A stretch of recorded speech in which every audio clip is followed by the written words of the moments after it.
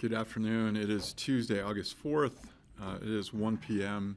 We have a staff and community presentation with Cole, Not and Pickle from the U.S. Forest Service, and Lisa MacDonald. The floor is yours. All right, ready to go? Okay. Good afternoon, everybody. Thank you, Jeffrey. Lisa MacDonald, Healthy Rivers Manager, and today I'm joined by Cole Green-Smith. He is a hydrologist with the White River National Forest. We're here today seeking direction from the commissioners whether to enter into a cost share agreement with the Forest Service for continued funding of a 40-year-long operating program of high mountain lakes and air quality sampling and the annual macroinvertebrate sampling program that tracks aquatic ecosystems across the Roaring Fork watershed. In order to effectuate the agreement with the BoCC and the Forest Service, we're seeking direction, BoCC direct staff to draft a resolution authorizing the BoCC to enter into the agreement with the Forest Service. Given year-to-year uncertainty of federal funds and budget allocations, the Forest Service came to the River Board last year seeking a cooperative initiative between us and the Forest Service. The River Board recommended funding $55,000 towards both the programs, inclusive, and it included those funds in its 26 budget that the BoCC approved during its budget process last year. So I think I'll turn it over to Cole. He's the expert on the programs, and he'll give you a little background history and answer any questions you all might have. Great. Thanks, Lisa. I'm Cole Green-Smith. I'm the hydrologist for White River National Forest.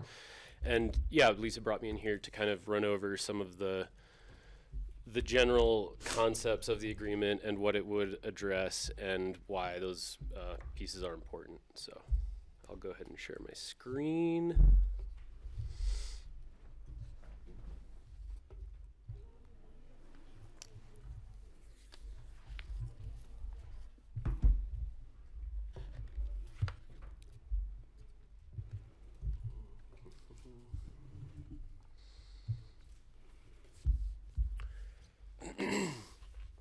And as Lisa mentioned, we did go to the Healthy Rivers Board last year because certain contracts and agreements were expiring and also got canceled last year, and we wanted to continue the work. Some of this has been historical data collection for, as Lisa mentioned, up to 40 years, and so we went to Healthy Rivers Board to request funding to maintain those through 2026. They did, and those programs are succeeding right now, and those tasks are getting done. And right now, we see that we also were able to get some money this year, and we would like to kind of group our funding together in a longer-term funding agreement to make sure that these tasks get done into the future, too. So that is the purpose of this.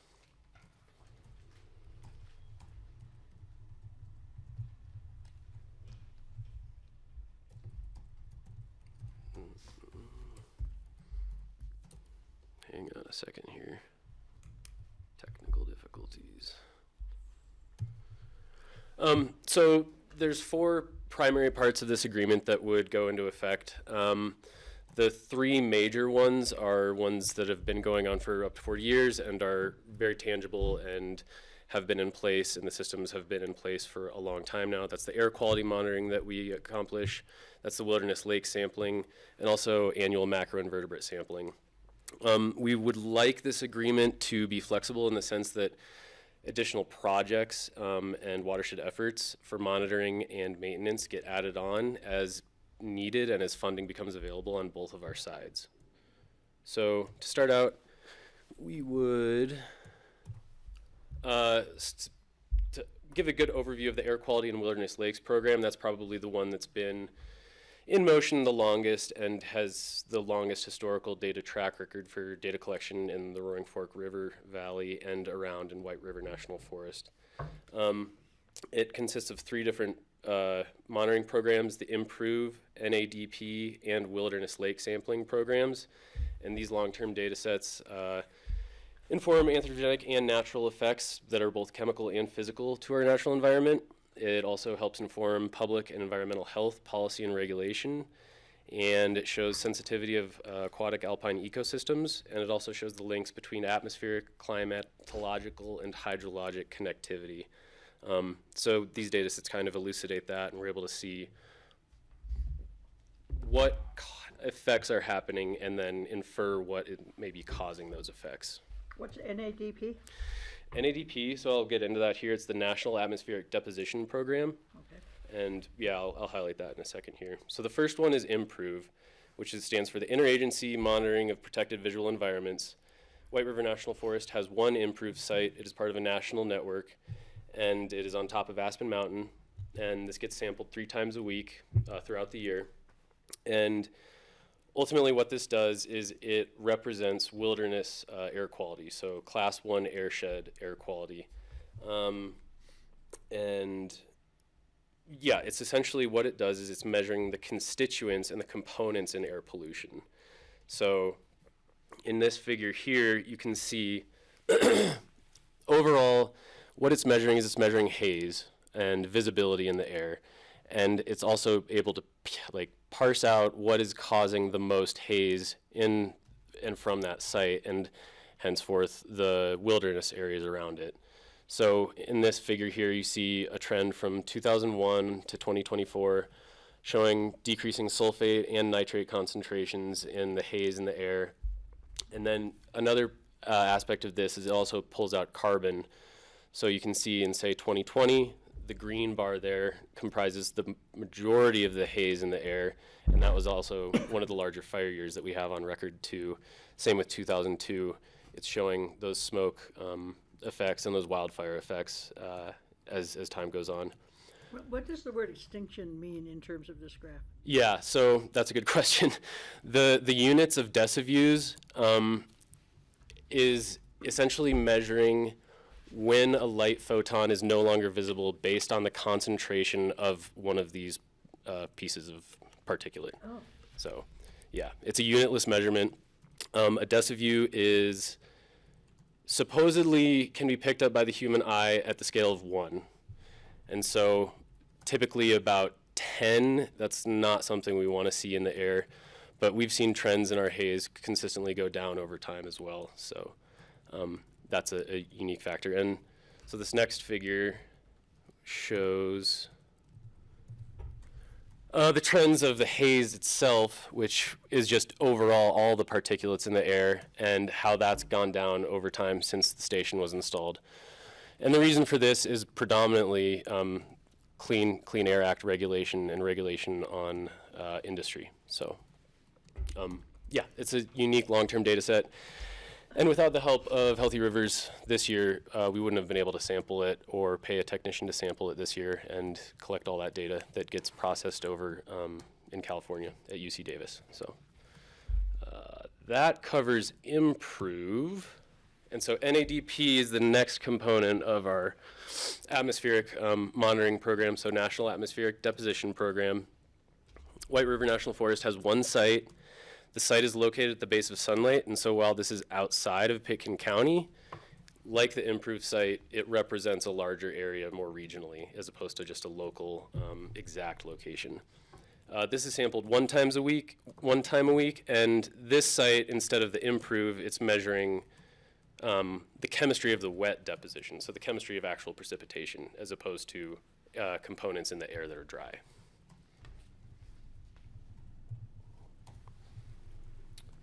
And like IMPROVE, when you pull out the chemistry of these, you can see trends in the different components and the different ions. And so in terms of this figure here, the kilograms per hectare, that's representing a deposition estimation from the precipitation. And like the IMPROVE, you can see these trends in sulfate and nitrate pretty steadily decreasing through time. And again, this is largely due to air quality regulation through the EPA primarily. And so while we have these nice long-term trends of decreasing concentrations, it's important also right now to acknowledge that some of these things are changing, especially at the federal regulation level. And so that's another reason why kind of continuing some of this data collection is seen as a pretty important piece to the puzzle and to continue that. Please. Yep. How do these numbers compare to other parts of the country? We are in a much better spot than, say, somewhere in the southeast. That deposition is known to have considerable more sulfate, so more acid rain primarily. And then just to the north of us, a lot of the agriculture in Idaho is actually producing a considerable amount of nitrate pollution in some of the high mountain lakes, like in the Wind Rivers or the Tetons and the greater Yellowstone ecosystem. We don't see as much of that. Sad, because it's so beautiful, that farmland. I mean, absolutely, but that's just another reason that's like good to monitor and make sure you got some type of a handle on what's going on. I have another question too Yeah. about the map. So you run these kinds of tests, the Forest Service? We're responsible for Department of Agriculture runs these tests all over the country? No, so there's two different labs that run so Improve is run out of a lab in Wisconsin, in Madison, and the National Atmospheric Deposition Program is run through a lab in UC Davis. Or sorry, I got those switched around, but they're run out of lab in Madison and then UC Davis, and so these samples get shipped off to those corresponding labs, and those process the data. Yeah. And so the money that would be coming through Healthy Rivers and Streams would be for data collection? Primarily data collection. The labor is the largest cost here. It takes a lot of man hours to go out and just do this every week for the whole year. And how many of those other dots on that map are funded by counties? Helped That I don't know, be funded by counties? but I know other forests are in the same boat that I'm in right now, where they're just kind of looking around and trying to get money from different programs, different local governments, to show that this data is important to keep getting collected. Yeah. Ted? Yeah, this is pretty interesting. If you ask someone on the street, like if they thought which way the trends were going, they might expect it to be going the other direction, because it's growth and busyness up here and development and things like that. So the source of all these pollutants is from, we're talking just large industry and agriculture. Primarily, yeah. You could pick up local sources though, so that's another aspect here where, say, the new airport or something, I know there's an air quality monitoring initiative there surrounding that, but that's only picking up really localized things and not broader scale impacts. So this could maybe pick something up from that. I kind of doubt it, but Yeah, Yeah. it's just, I almost would have thought it was going in the other direction some days or something, but yeah. so. Well, and sometimes it is. Like for Improve, for example, there was an increase in sulfate in the past 2 years. We don't know if that's a long-term trend, but that's just something that it is picking up. So sulfate's not fully 100% on the way down, but yeah. Patty? I'm just wondering about I made notes all the way through here with smoke. The contribution to these factors by our wildfires. Oops, thank you.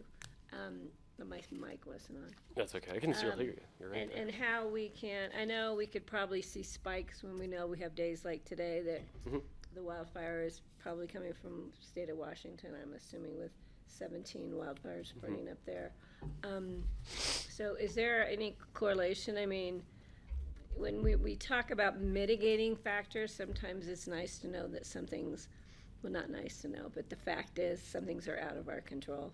Yeah. So how does the wildfire situation play in? The way it plays in, for NADP, it's less of a signal because this is the chemistry of the precipitation. It can be if there's like mercury deposits in certain forests from like previous industrial work and stuff, and that's been noted. But for us, that hasn't been an issue at this site.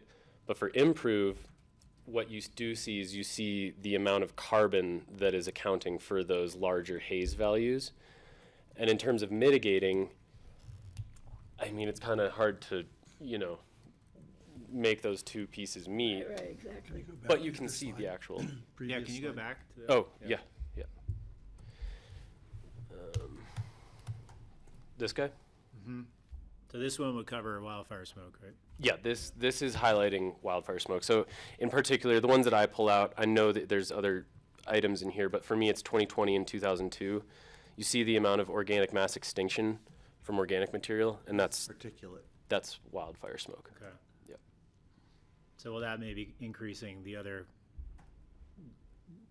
categories here are still decreasing enough to give improved numbers? Right, yeah. And that's where like the sources of sulfate and nitrate typically aren't natural in these particulate matters, in the air.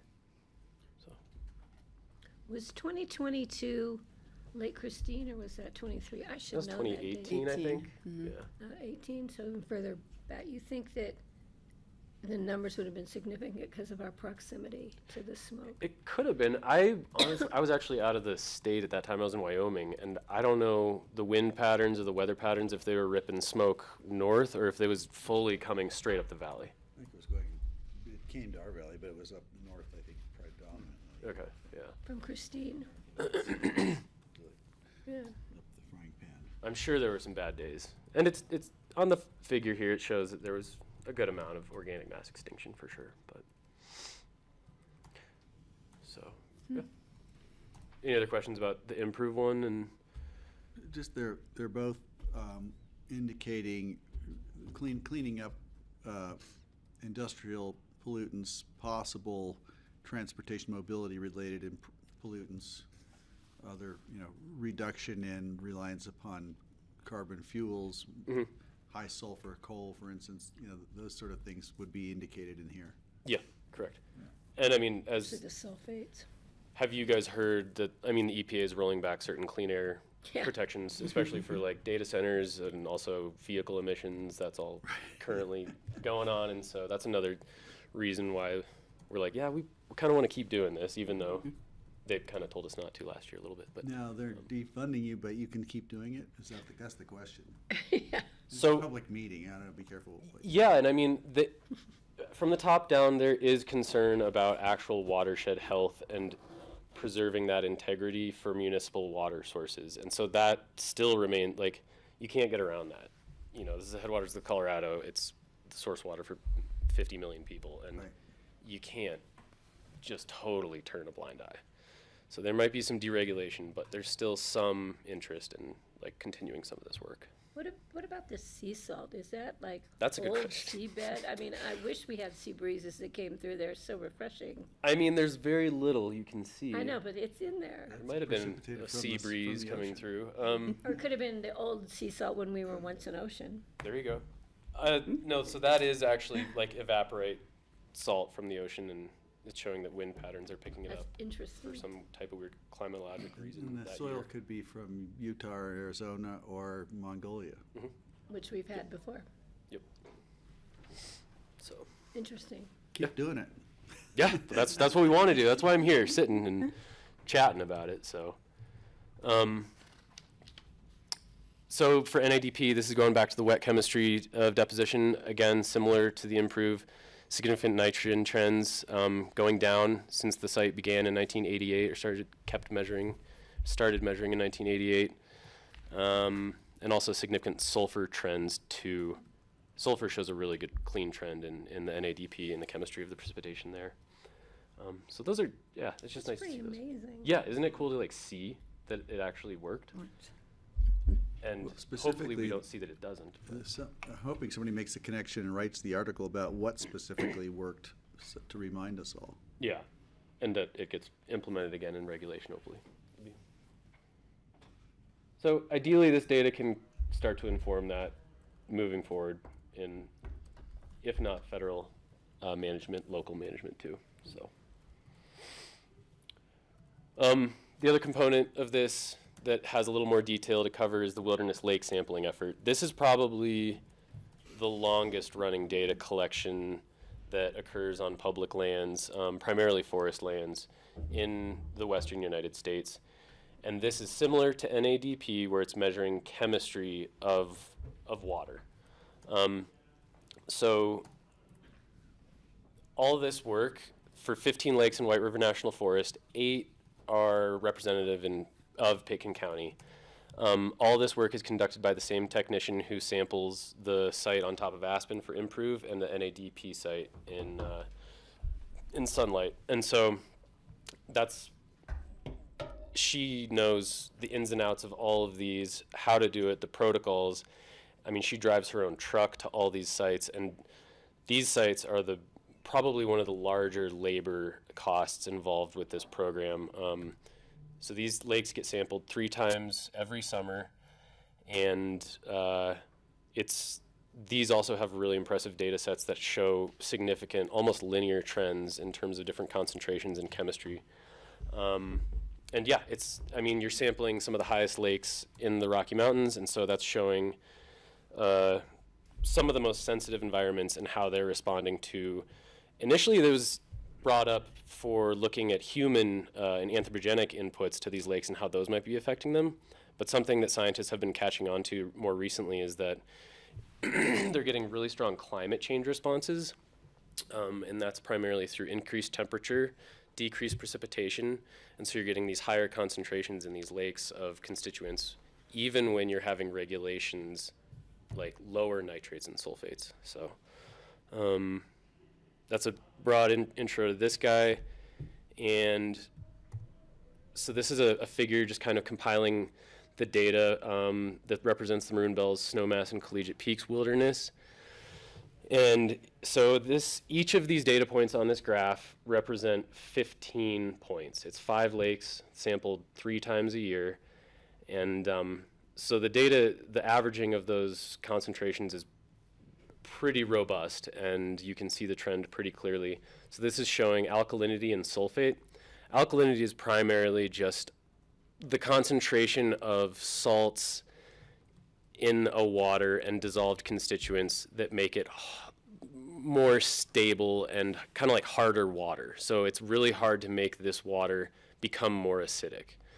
And so that's essentially what alkalinity is showing. So it's showing an increase in just different concentrations since these lakes were sampled in 1990.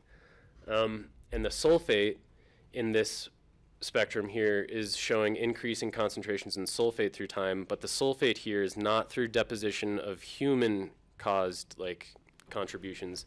This is due to climatological weathering of the local geology. And so you're seeing increased weathering from rocks and soil and various items that can produce that because of higher temperatures, lower precipitation, and increased chemical and physical weathering. So in terms of long-term climate science, this is some of the best data sets that we have in the western U.S. It's like right up there with SNOWTEL and all the weather stations. So. And that's the cause of the heavy metals in Lincoln Creek as well. So yeah, this goes hand in hand, and you can see here there's Tabor and Brooklyn Lake, so those are right above, the Lincoln Creek drainage. And so I think eventually there might be some ideas on the research side of things to combine this data with that data to see how, cation and anion concentrations are increasing and how they correlate with this. So. Where is this archived? So all this data is public, and anybody can access Safe. this. Huh? So it's safe. It's That's safe. that's It's been not asked. gonna Yeah. go away. I mean, I have it on my hard drive, and Okay. it's sort of safe there. It's safe enough, but yeah, it's not going to go anywhere. Yeah, we don't think. So that's kind of the broader overview of the really tangible things that have been done for up to 40 years that have kind of just gotten curtailed last year that Healthy Rivers really helped us keep going with. And I guess looking at this agreement, this is a busy slide as well, but this is showing just a basic bullet list of other projects that we have going on within Pitkin County that we would like this type of an agreement to be able to facilitate down the road with modifications or as funding becomes available or interest arises from both sides. So I guess the macroinvertebrate sampling, that's Clay's piece more so, and he'll present to you guys on that next time. But that's another really tangible one that also has a long-term track record and measures aquatic health in these watersheds. There's several projects right now in terms of wet meadow and process-based river restoration in several areas around Pitkin County, and that essentially entails State Bill 270 to kind of allow us to gently engineer a river to reconnect floodplains and get those ecosystems going again, and hopefully kind of grow wetlands and also maybe introduce beavers or get them back into their original habitats. And that's just another big aspect that's been going on the forest. I implement a lot of stream health surveys. I haven't had much time to do that, but that's something that we do for various projects. Like right now, I'm going to be looking at Brush Creek over on Snowmass because SKICO's looking to do quite a bit of development in the coming years, we think, and need to maintain monitoring on those. We also deploy stream temperature loggers every year in various streams, and those data sets have been going on for a while. Right now I'm working with hopefully Snowtel, and if not, some other interested parties in expanding the soil moisture network. That's so we could get more soil moisture in local weather stations. From our standpoint, it takes a ton of hurdles to get through all the permitting to get that implemented, but that's on the move right now too. And yeah, helping out with like Lincoln Creek monitoring as well. That's another piece of my work, for sure, helping out RFC in Pitkin County there. There's a variety of other projects, but ideally this agreement could, as things came up, could fit in there. So, and the nitty-gritty of it, hopefully it would be about a 5-year agreement. And so I mentioned the funds that we were made aware of this year that we could get, that got kind of just chucked down last minute in late spring. It was a total of $60,000 that I was able to get my hands on, and it needs to kind of get allocated before the fiscal year is up. And so that would go immediately into this agreement. And as Healthy Rivers already helped us out this year with $55,000, a portion of that we'd be requesting a $45,000 match onto the $60,000 that I'm able to put in this year. And I mean, these numbers are, especially on our end, are expected to change. It's pretty volatile in terms of who gets money and why and when, and so as needed modifications would come in and be, help account for that year to year, I think. So yeah, that's kind of the overview of everything. I know it's a lot of talking, but appreciate you listening and asking questions. So if there's any Yeah, others. I think this is great. I think we need to continue it. But how are we sharing this, since it does, I think, tie in with city municipal water sources? Is it City of Aspen paying attention to it, or Basalt, or? I haven't directly talked with City of Aspen about this. That I think is a good idea. There's a question mark I hear at the end of that. I really haven't breached it with them. I think that would be a good conversation, maybe with one of our joint meetings or something, since they have a lot of concerns about their water supply and their water quality right now.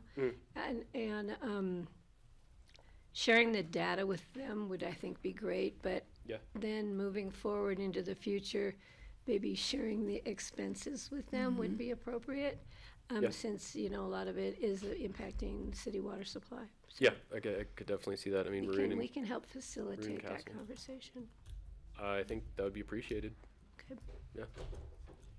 I'm looking at my chairman to do what Taking an I could asterisk tell. note. I mean, it's valuable valley-wide data, so that it's only coming to us. Yeah, I understand. It makes sense to not, it's a lot to ask so many different groups. It's a lot more work to present to everybody. Yeah. And divvy it up, according to counties and municipalities, but it does affect everybody. So I think that's a good point.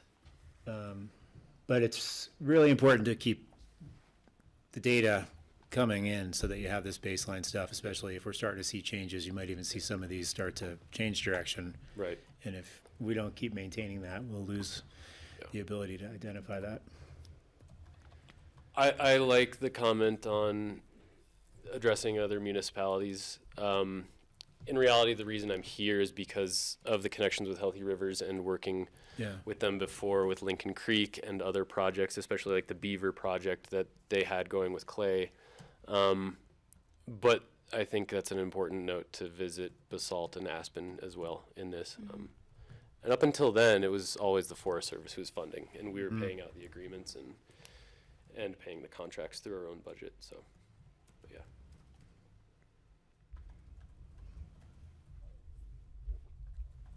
yeah. Cool. I like Any it. other questions? So it'll come back to us. We are penciled in for next Wednesday for a resolution authorizing the agreement if the commissioners agree to that and give us direction to do that. A 5-year agreement, that makes sense, yeah. I think you should go to Elon Musk for the 45,000 since he's the one who depleted the Forest Service. And he has it. Oh, you mean personally? That's not a bad idea. We can facilitate, no, we Can won't you do that? facilitate that conversation. I bet you could. Anything further for Cole? No, thanks, this is good stuff. Awesome. Well, thank you guys for listening. Yeah. I appreciate it. Thanks for your time. Thank you very much. Thanks, Lisa.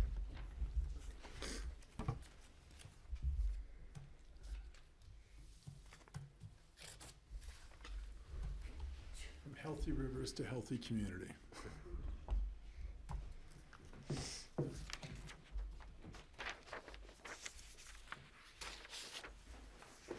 Ted, and you did see I found the polling information from 2018. Yes, I have it at home. Yeah, Thank you. I was cleaning off my desk and went, oh, I think they'd Bring be it. interested in that. Thank you.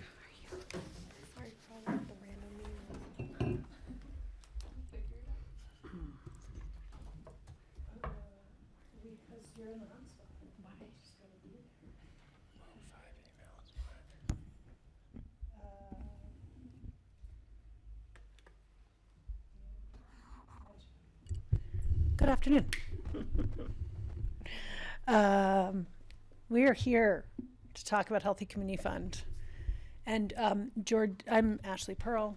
I'm joined by Kelly Medina and Liz Woods, and Jordana Sabella's WeCycle account has been deactivated, so she will be here momentarily. Vacation. Yeah, we won't ask her what happened there, but we're talking about Healthy Community Fund. We will be in front of you next week during the regular meeting on Wednesday for a first reading of the resolution and the ballot language. So today we are hoping to go through 3 remaining questions so that we can get clarity from you all, so that when we do present the resolution, the ballot language next week for first reading, it's as aligned with the board as possible. So just a couple housekeeping items. Next week on Wednesday will be first reading. 2 weeks later on the 20s will be second reading and public hearing.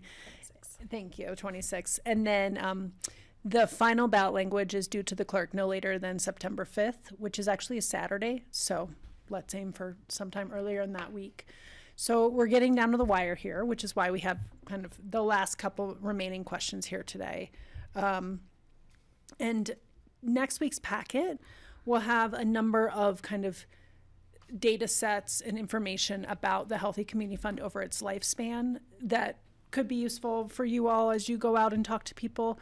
So hoping to bring kind of everything that we have in our files that kind of really tell a good story about the impact the Healthy Community Fund has had, and sharing that as part of next week's packet. So that's why you didn't see it this week. So the 3 things we want to talk about today are, there have been some slight tweaks to the ballot language, so we wanted to share those with you. Talk about the amount of the tax, which is the main thing we talked about at last work session last month. And then Patty at last work session brought up some inconsistencies between the mission and one of the bullet points in the ballot. And so we have some suggestions. So those are kind of our 3 pieces today. Again, we're talking about the Healthy Community Fund. You all have seen this before, but for any public watching, it's a voter-approved property tax fund that expires at the end of 2027. It sunsets.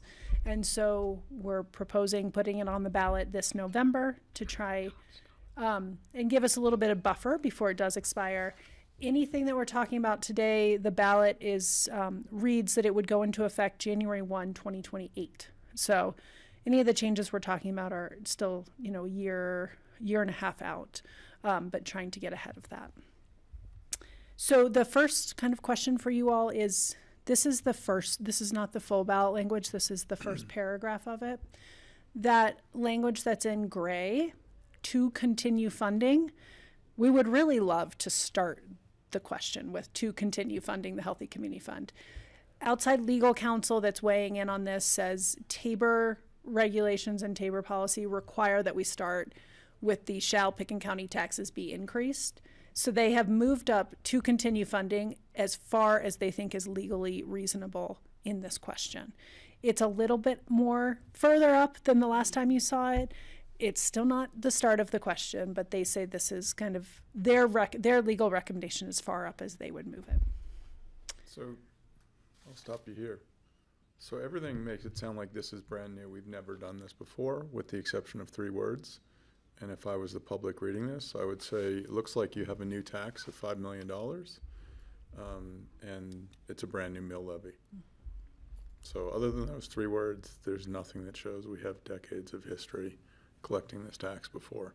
So I appreciate all the work that's gone into this to this point, but switching to a fixed mill is basically giving me some last-minute consternation in terms of what this looks like from a ballot language standpoint.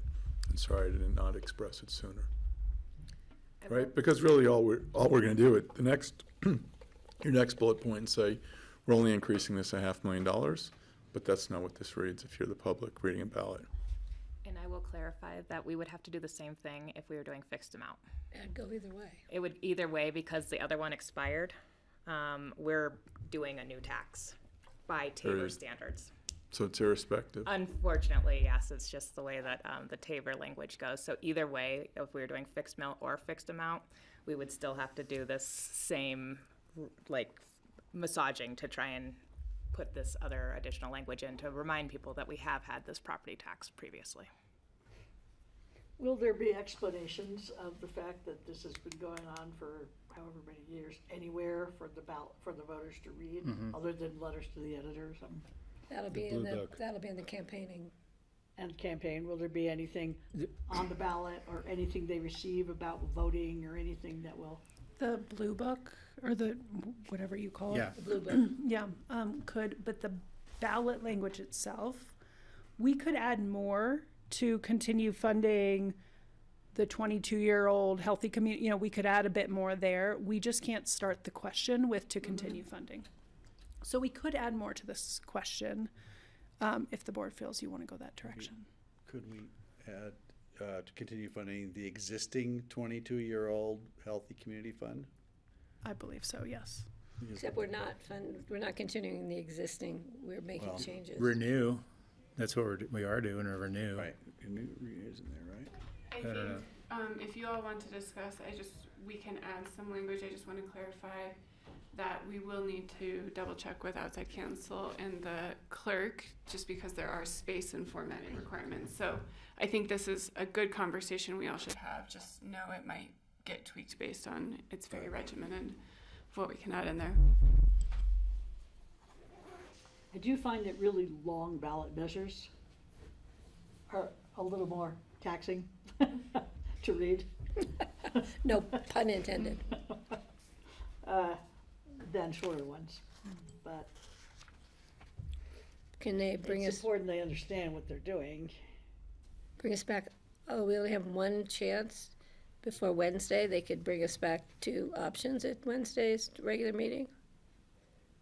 I probably need to check with legal because Yeah. it would be a resolution and we want to make sure that any change from the resolution wouldn't be Wouldn't have to go to a third read. Yeah.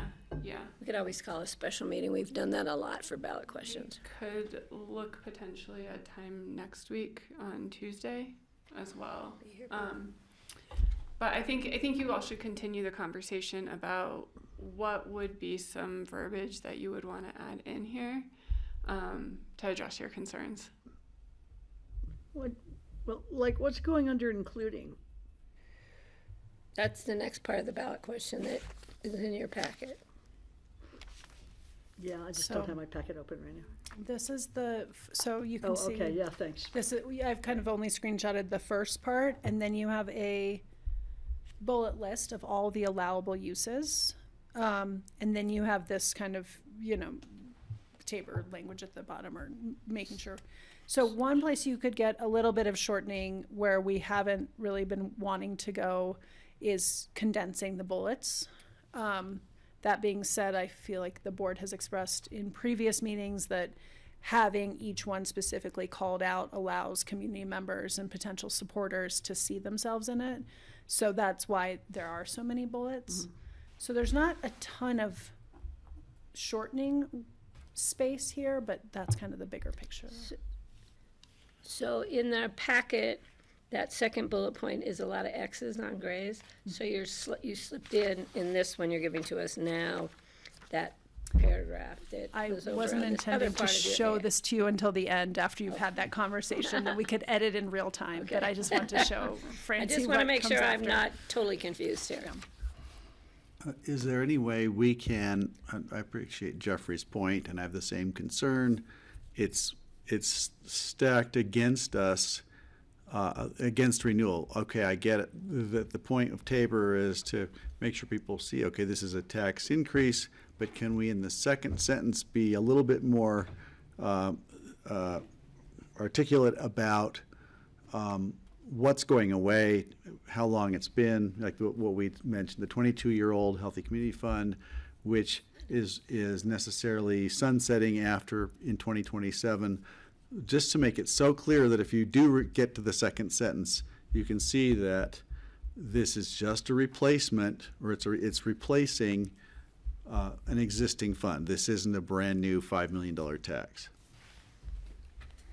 Yeah, that's a legal question. I don't know how much you can put in the lead-in paragraph of a ballot question, the history, but that's a good question for. Just so if somebody's scanning it and reads just the first 2 or 3 sentences, they get it. It's sunsetting.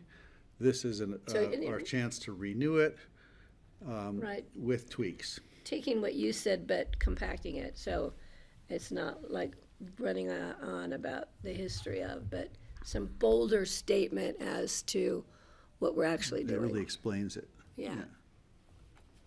I would like to see that language included as long as we're okay by legal, that can be part of the ballot question, not part of the blue book. Blue book, anybody can write anything, pretty much. And the campaigning, you can clarify with all the dog and pony shows if you can get those booked. Kara. Thanks. I just pulled up the 2018 ballot language just for reference, and so that we would need to check with legal about it, but I think the language is, shall Pitkin County taxes be increased through an increase in an extension of the existing Healthy Community Fund. So those are some words we could look at, basically increase and extension of the existing Healthy Community Fund. That's better. We It's will, possible. yeah, we can meet with the legal team and see what we're allowed to do, since that was, yeah. Precedential. We'll see. 2000, and I gave Ted a copy of that ballot question and with the polling results from that same year that I found on my desk in a file. I don't have it with me. Ted. No, actually, I'm good. It was not additive. Okay. We will, Can I just check in? I want to, because I think this is important. So I want to just do a pulse check with the board. So we will look at adding some language, check with legal around 24-year extension, continuation existing of the Healthy Community Fund. It has been the board's direction to move with the mill levy. So I just want to pause and make sure, because Jeffrey, you brought up the concern about doing a mill levy, Doesn't help. that we are on the right path for the board, but that you want to see ballot question for a mill levy. Yes, you're on the right path as far as I'm concerned. Okay, thank you. Now we have to determine how much money. How much what? Money, we have some options. That's the next, here we go. Do we actually have to fill in these X's? No, I kind of like to keep The people in the voters gray right in area. The younger generation will appreciate the X's, I'm sure.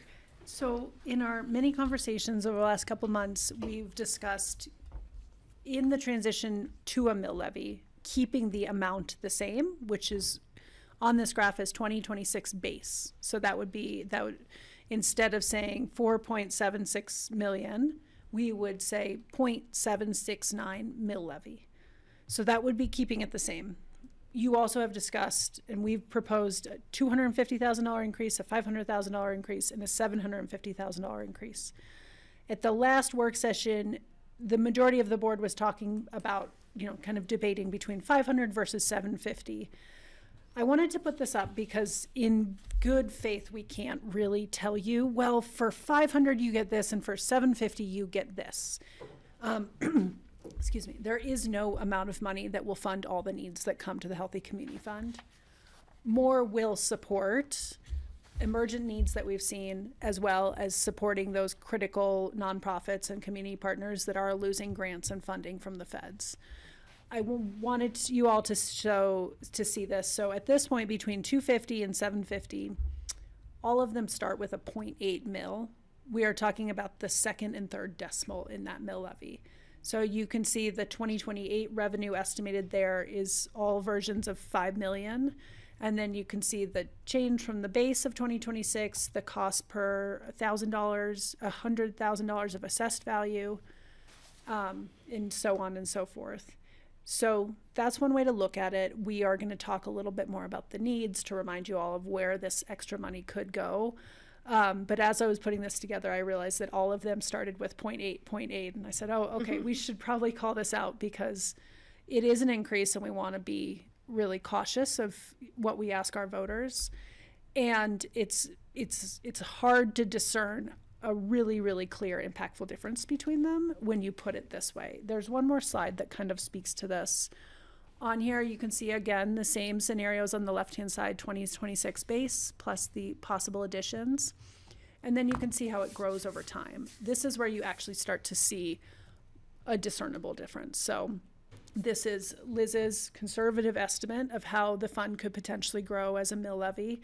You can see 2028 where they start, which is the same as the previous slide, but then, 10 years from now in 2036, you can see adding 750 is going to grow, into 8.2 million potentially, versus adding 250, you're going to potentially 7.4 million. So a couple different ways to look at it.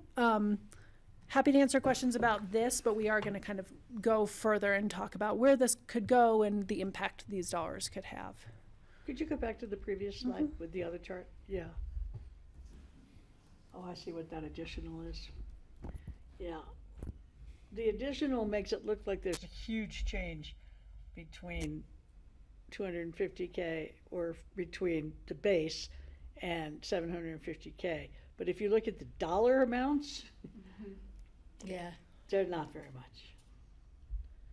I don't think anybody's going to even notice the difference between 807 and 897. I don't know.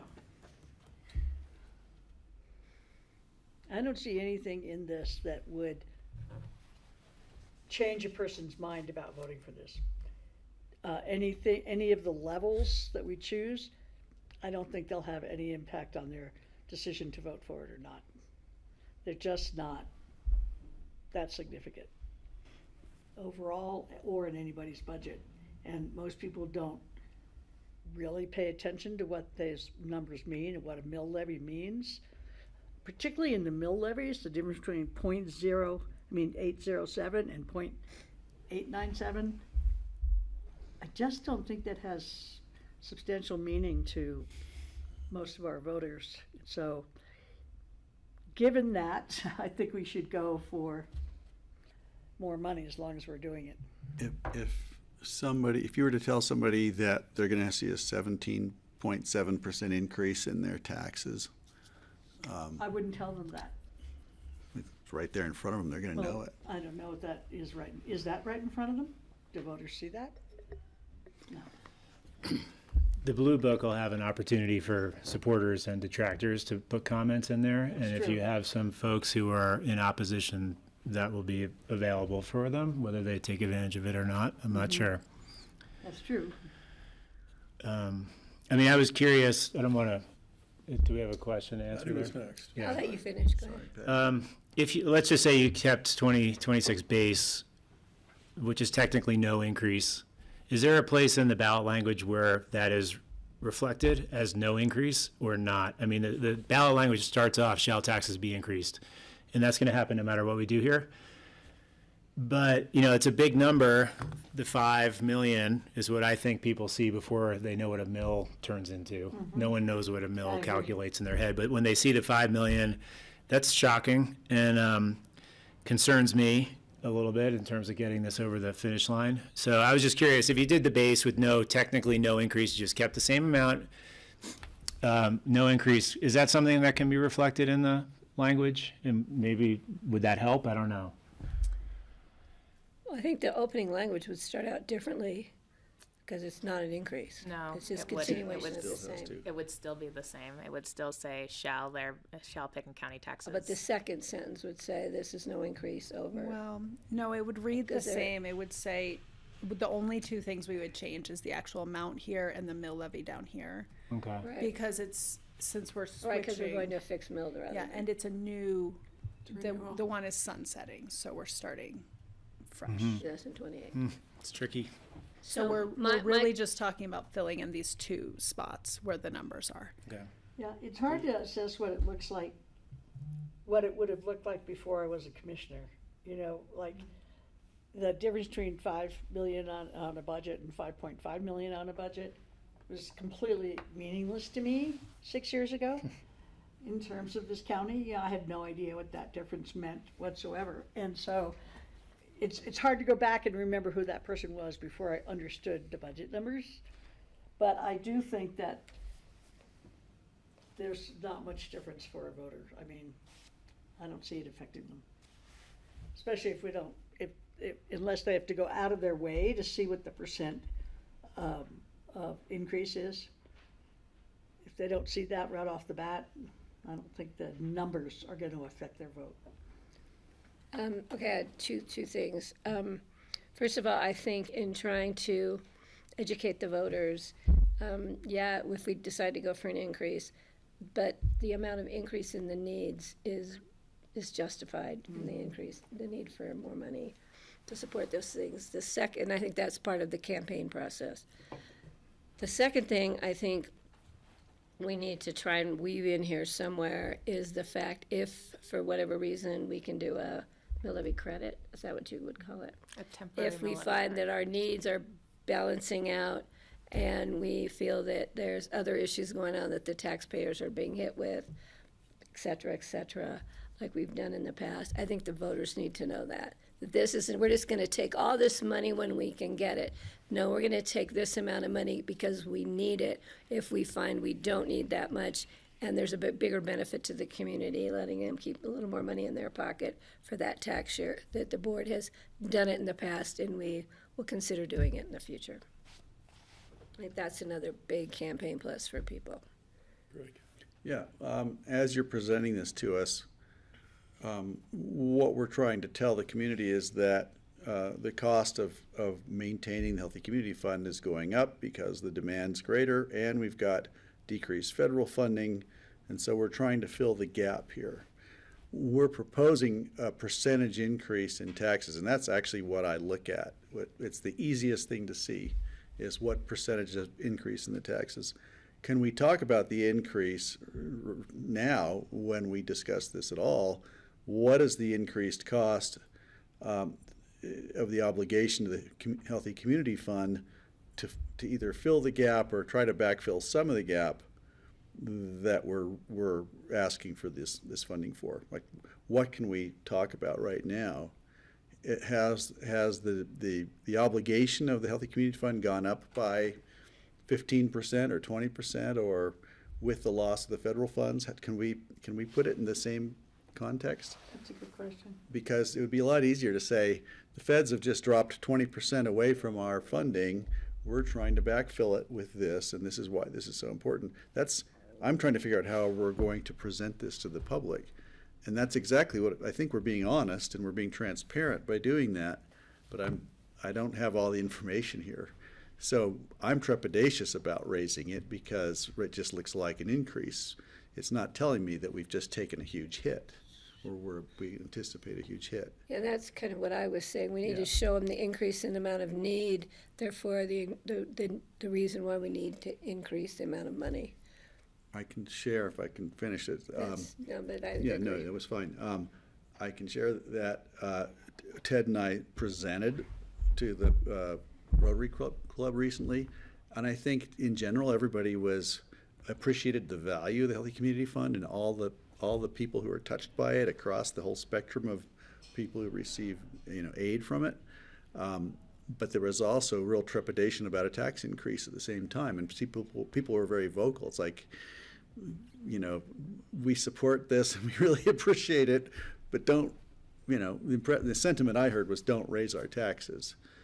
This is already couched as a tax increase, but it's not. It's a renewal. And I think they all understand that when it's presented to them. But if we say, oh, and by the way, we're going to raise it X percent, there is some Unless you pushback justify on it that. with need. I think Instead of, would you go to the one that shows the percents again? Instead of saying you're gonna raise it 17%, the other one, you could say that for every $100,000 worth of property, it'll be raised $7. You don't have to add in the percent thing when you're talking. You can add in the actual dollar amounts that it'll affect them by. Because if I hear my taxes are going up by 17%, I'm thinking that means my entire $7,000 worth of taxes is going up 70%. It doesn't mean that. That's what people will think. Yeah, you're But if right. you say this particular ballot measure will increase from $76 per $100,000 that you pay to $89 or whatever we decide on, you know, $7 or $11 or whatever we decide on. And you're still being honest, and but I think I have to say I think it's a little disingenuous to say that we'll just give the money back, because I can't imagine there wouldn't be calls for that money from, even if it's not from our Health and Human Services, it would be from our nonprofits. They would fill that in so fast. But we have our done it choice. in the past for other reasons. There's no reason why we couldn't consider it moving on in the future. It's our- I understand that it's truthful and it's legal, but I just don't see it happening. We have a history of done it. doing it, but not with the Healthy Community Fund. Uh-huh. But we haven't had to touch the Healthy Community Fund or think about it since 2018. Anyway, so you get my point, Greg, that, I mean, if you're really concerned about it, I don't think you should be doing the campaign, if you think we shouldn't be doing this. But if you are in favor of it and you're gonna do the campaign, you have to think about how you're gonna present your information. So I would recommend that you don't use the percent number, because I think it will be misinterpreted. I'll tell the newspapers not to look at that. No, just explain it the way Francie did. It's not a 17% increase over your entire tax bill. It's just over this fund. Because And I it think amounts people, to $10 I think or people something. will read it as all my property taxes are going up. Yeah. But I think Greg's point about we need to show the need of the nonprofits, the need for the nonprofits has gone up 25%, or I don't know what the number would be, but you guys probably know, or we'll figure it out. And then therefore we need to have some kind of balance. So you all are still debating I think there's just a question, is there an increase or not? And I think maybe let's take a step back and talk about where you all are at of doing an increase or not for the Healthy Community Fund, because I feel like there's a split board right now. I think, Greg, to your question and what you all are getting at, I think it's really important to remember the last time we did the renewal was 2018. From staff's perspective, a lot of the pressure points are actually not necessarily about the federal government. A lot of the pressure points and the need for the Healthy Community Fund is coming in a post-COVID world, right? Like a lot of the needs that are hitting the Healthy Community Fund, you've listened to Chad share where the senior center is busting through because we've got an aging population. We've got, increased things. We didn't talk about food access before 2020. We're doing a lot more things in the behavioral health space and the need in the community, because that, let's just call it, that the income gap of how to live in this community and the services needed is only gotten exponentially bigger. I would say that is really the crux of your talking point, and where I think staff is coming from of needing to evaluate how do we get a little bit more of the Healthy Community Fund to serve the needs of the community. I think you all are struggling and need to decide of moving into the mill levy puts growth into the system, but you're not going to realize that growth in a couple of years. And the difficult part is that couple of years is also when we are still in the uncertainty of the federal government pieces. So I would encourage, is there more of a conversation to say, what does an increase get you? knowing of where the community pressures are at, and then that becomes more of a talking place if that's the route that you all want to go. We have some slides about what it gets you, if we go through that and then return to the conversation. I'm sorry, I didn't hear you. Oh, we have some slides about what the money gets you, if we should go through those slides and then return to the question. Why not? Jordana? Sure. So just thinking back on the fund renewal history, we saw that we did add $750,000 in 2018 when it went back for renewal for the public health department. And that passed with that ballot language that was shared earlier. The next slide, again, shows the same things that everyone has been talking about, but to highlight some of the post-COVID pressures on health and human services and our community nonprofits. If we look at some of the numbers that we've got here, we see the demand for core human services and public health programs can increase. We're anticipating those might increase anywhere from 10 to 40%. What we have seen definitively in those off-cycle funding requests that are increasing due to the federal resources being lost were around 150,000 in 2025, the entire year. So those are some numbers. On the next slide, we've got some more numbers here to think about. Mountain Family Health Centers. We reached out and said, what is it going to look like when we realize the Medicaid changes under HR 1? And they said they're expecting a $1.6 million annual revenue loss. That's 6.2%. There's a percent. That looking at what supports the Basalt Clinic is around $256,000. Behavioral health, we've got a grant currently through 2032, but afterwards, we've got a community navigator position that was outlined in our behavioral health strategic plan that was needed in the community. That starting salary is at about $104,000 in 2026. So that would be an additional need that will exist in the community in a couple of years. And then the last need that you all will see is the food access. Since COVID, we've only seen an increase in need when it comes to food security. We were looking at some data reports that we received from other partners that have done the assessment, and it would take about $730,000 in annual funding needs just to cover food security. And we know that that number is going to continue to rise as the HR 1 changes are implemented with SNAP. And there's other implications with SNAP that we can talk about in a different day. But again, it's not just the focus on federal and state, it's also just the local need continues to grow with food security. And so I think the talking points are, like Cora laid out, there's been emergent needs since pre-COVID that really emerged post-COVID, which is food access, behavioral and physical health access, and then this broader term around self-sufficiency.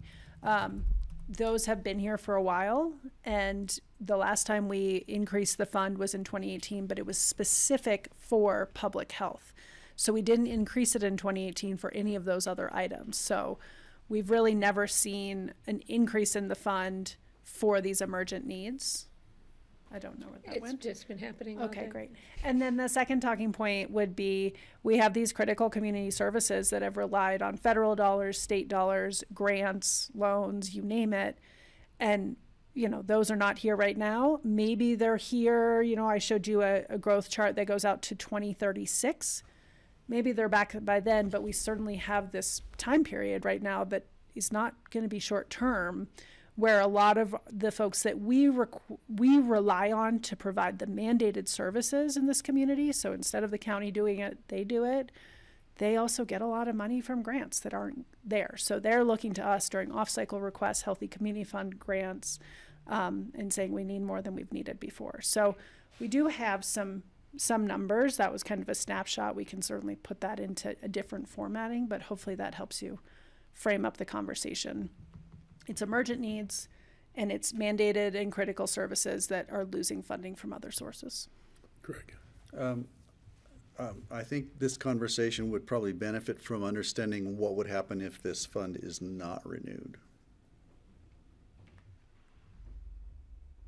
There's always the general fund we can pull all the money out of.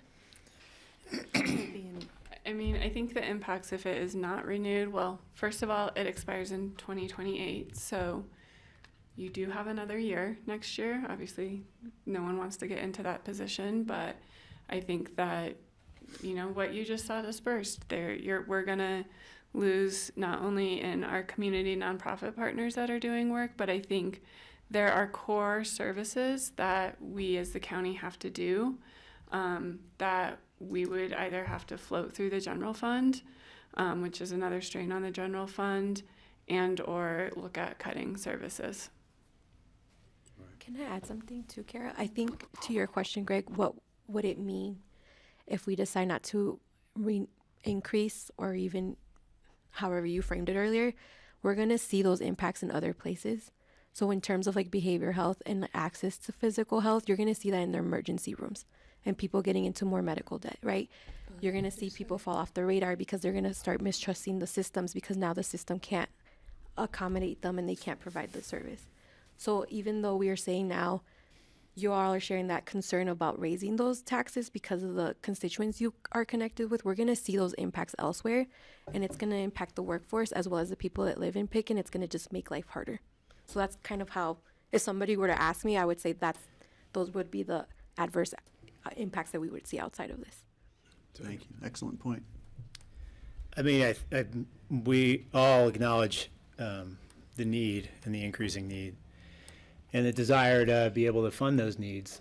And I don't disagree with any of that. I'm just also looking at it from a sort of macro view of the main issue coming at people this fall that everyone's so upset about is affordability on a larger scale. We're not just talking about town. And so I just get concerned on, you know, if this gets at risk, if we ask too much, and that's where I'm coming from. It's not because I don't think we have a need. I know we have a need.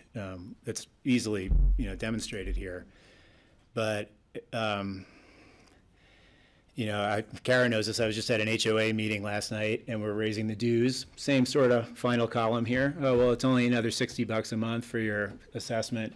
And everyone's furious. And I think at a certain point, I know the ballot language rules aren't helping here, but the ask, if it's not absolutely necessary, I feel like we're going to run up against a little bit of pushback on all sorts of levels, local to federal, in terms of people are just tired of paying more. And that's what I'm concerned about. I want to go $750 or anything that's recommended, but I just wonder if people are going to start to say, like, I agree with the program, it's great, we heard this at Rotary, I've heard it from other people who own homes here who are retired. They're like, it never stops being asked. That's where I'm coming from. It doesn't help me inform my decision here, but that's why if you're sensing I'm going for less number or no increase, it's because of those concerns, not because of the need. Can I respond? Well, first of all, asking for no increase still has the same ballot. It does. So, and I'm looking now at the difference between the 500,000, I think, and the 750, and I look at those numbers. Yeah. They are completely meaningless. You know, I mean, to the average voter, Yeah. which I was one for most of my life. They look completely, they don't change anything. But I do think that the appeal in terms of affordability, yes, it might be hard for you to pay $84 more a year. Mm-hmm. But the people we're serving have serious affordability issues. True. That they can't even pay for their own medical care or their food or, you know,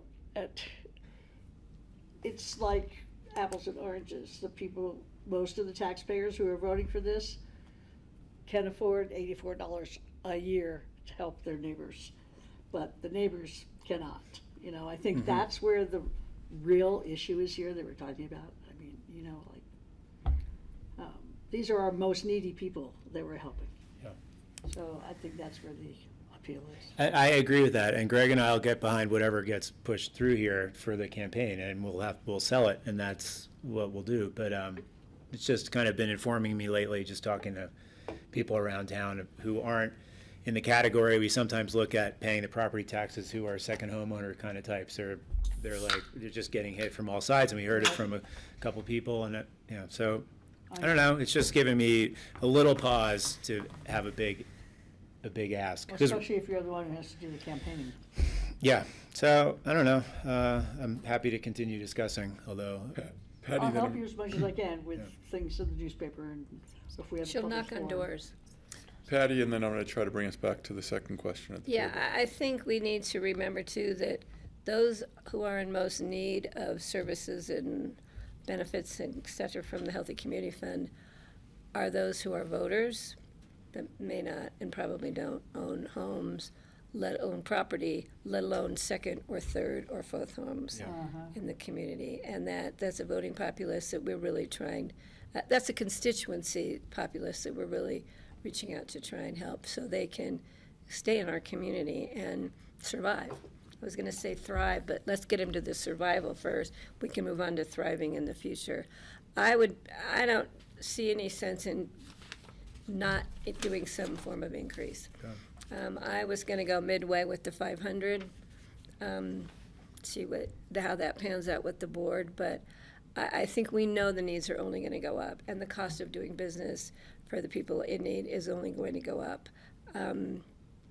And again, I'm going to be hopeful and be the positive viewpoint that if we see a change, there could be a year or maybe two where we decrease, give mill levy credits back as we have, understanding that the hits to the people who are paying the property taxes.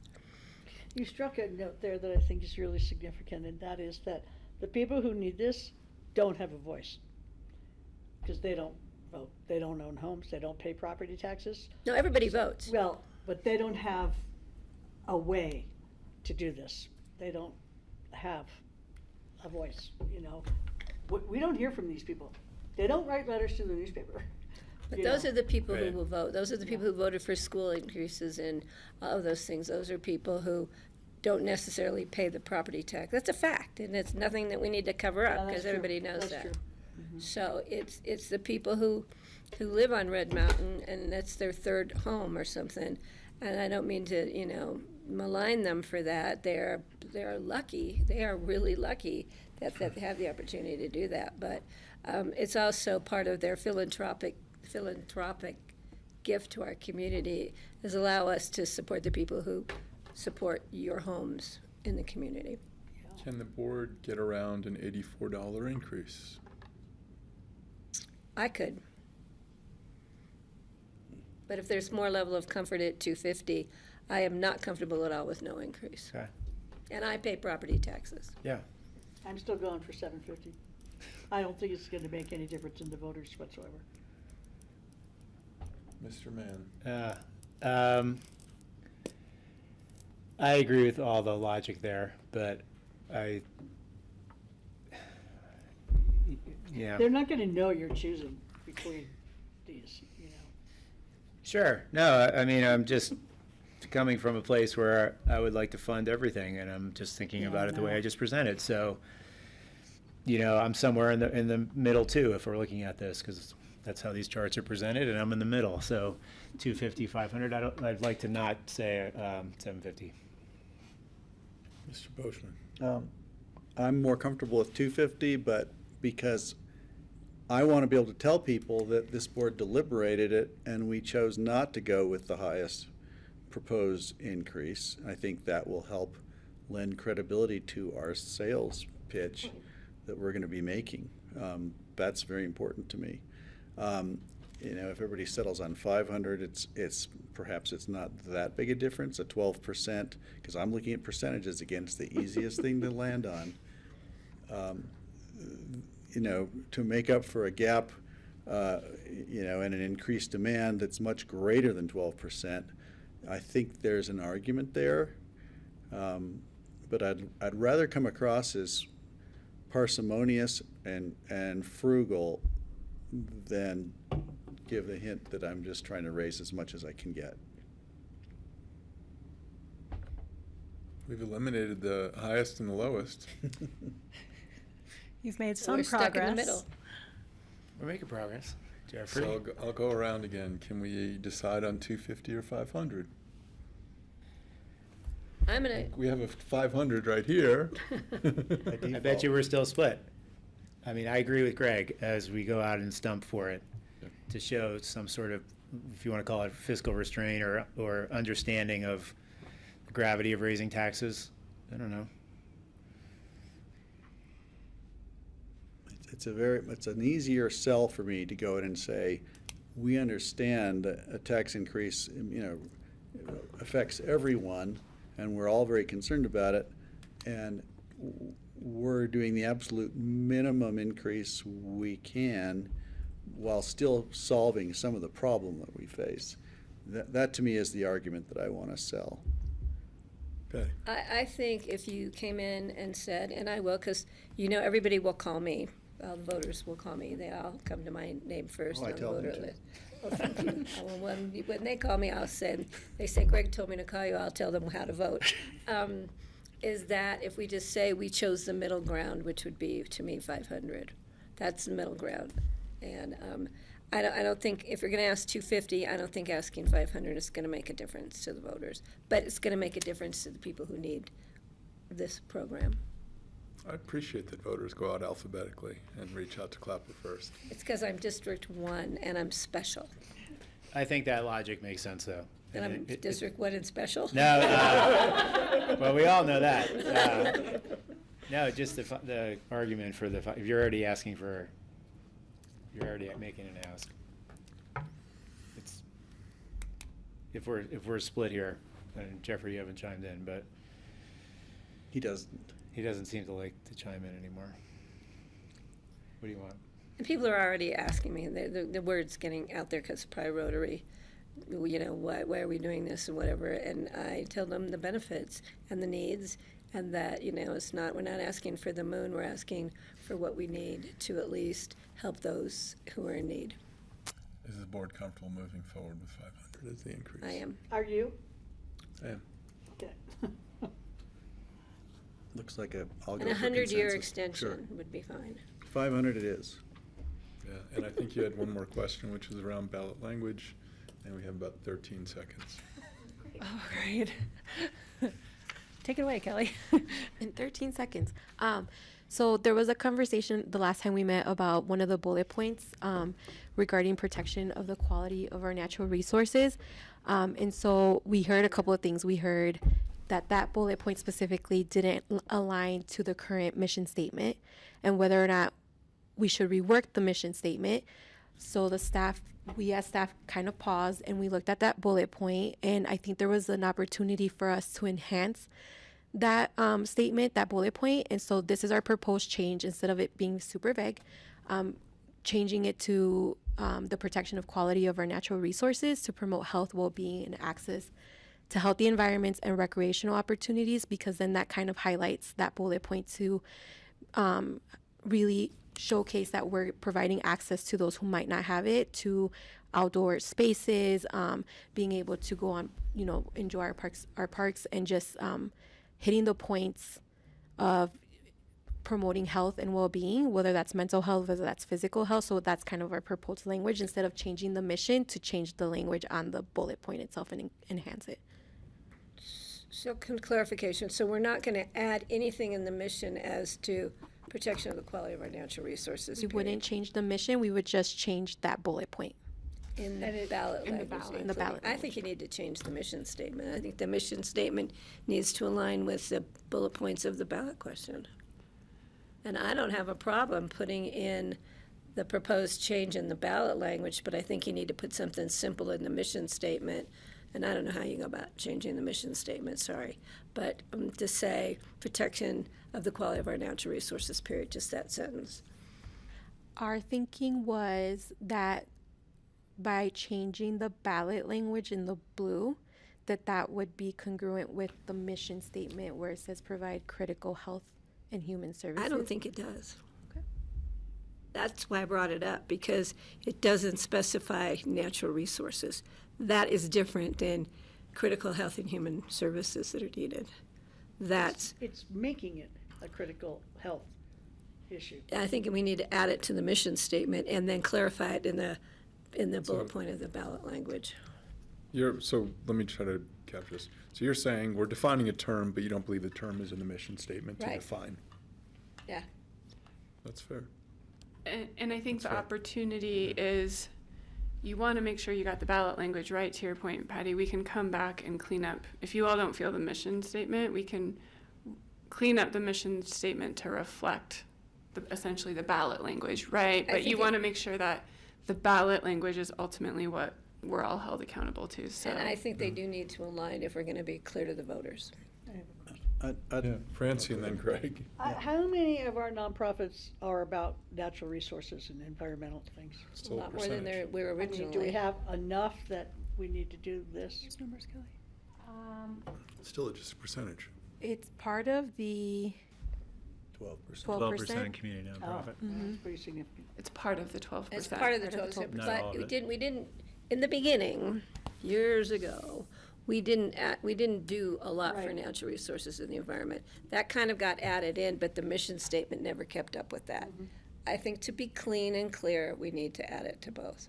I'll also add that it's part of the 12% in general, but there's also some of those partners that fall into the Health and Human Services agencies, like I'll bring up an example, like Smiling Goat Ranch.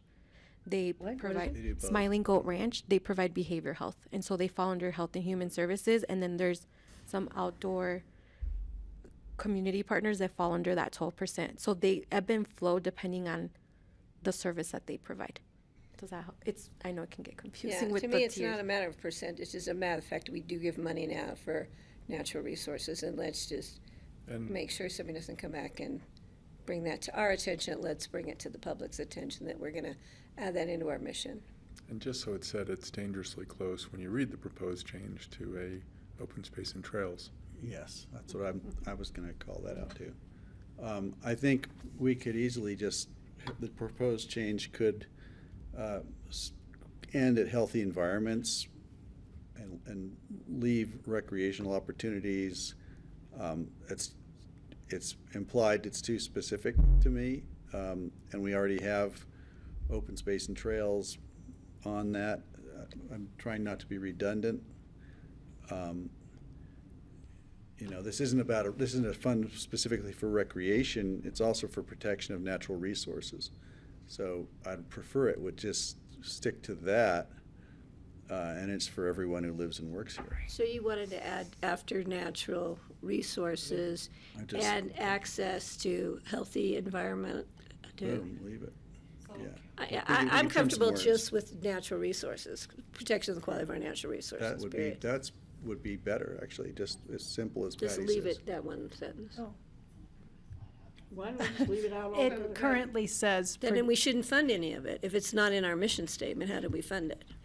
the current ballot language reads protection of the quality of our natural resources. That's what it Okay, read so in it's already there. 2018. Okay, thank So you you could for that keep that, brain damage. and we could Thank you, put- that's where I got it, actually. We could put two words in the mission, which, to clarify, the ballot language, the bullet point ballot language will show up on the actual ballot language Right. that people vote on. The mission only appears in the resolution that you all use to put the ballot language on the ballot. And that's our guiding document for our ballot. So it should be in the mission, right? Thank you. So do you want to keep the current use protection of the quality of our natural resources, and staff can add a little bit to the mission for next week? I would thumb up on that. I would put Problem that solved. last statement in the mission statement and leave the ballot language as you presented it with the language that is in our packet. So we would say that provide critical health and human services, comma, community resources, comma, protection of natural resources Into to the the mission people who statement. live and or work in Pitkin County. That would work. And then leave your ballot language XXXX. Protection of the quality of our natural resources. Does that work? The only pushback I would say is it's a small percentage of the budget, but I don't know if it needs to be in the mission, and I'm happy with it being a bullet. And I will respectfully disagree because I think the mission statement should reflect the Should be ballot language and inclusive. vice versa. Definitely should be inclusive. This is not my first rodeo when it comes to writing healthy community fund ballot language or ballot language in general. Just keeping it clean. You have direction from the senior member of the board. From We the have to move elder forward. member of the board. I don't have Can an I- opinion on this. I got no dog in this Can I fight. clarify the direction we've received today? So, Good luck. Okay. We will speak to the legal team and see what additions we can add, similar to the 2018 ballot question that says extension, continuation, this is not a new thing, as best we can within the law. We will put in a 0.853 mill levy, which is equivalent to 5,266,666. 5 million? Oh, 5 million, yeah. Sorry. 5,266,081 in those two blank spaces in the ballot. And then we will slightly tweak the mission and include it in the resolution you all see on Wednesday next week. We will leave the bullet point as is right now. Great. Thumbs up. yes. Mm-hmm. You got 3 out of 5. Okay. No, there's a over Oh, there. okay. Thank you. We're there. Yeah, we're there. That's good. Well done. Okay, go ahead. It I know sounds- Ashley just asked for clarification. I need clarification to that clarification.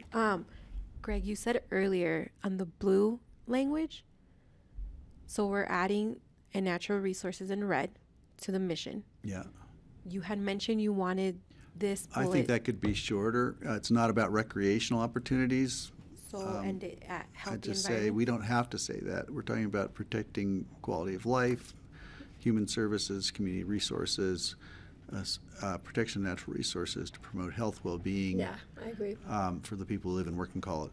That's fine, and we're good. I'm gonna push back for 2 seconds, which is say if Huts for Vets came in, you'd say that works with that paragraph.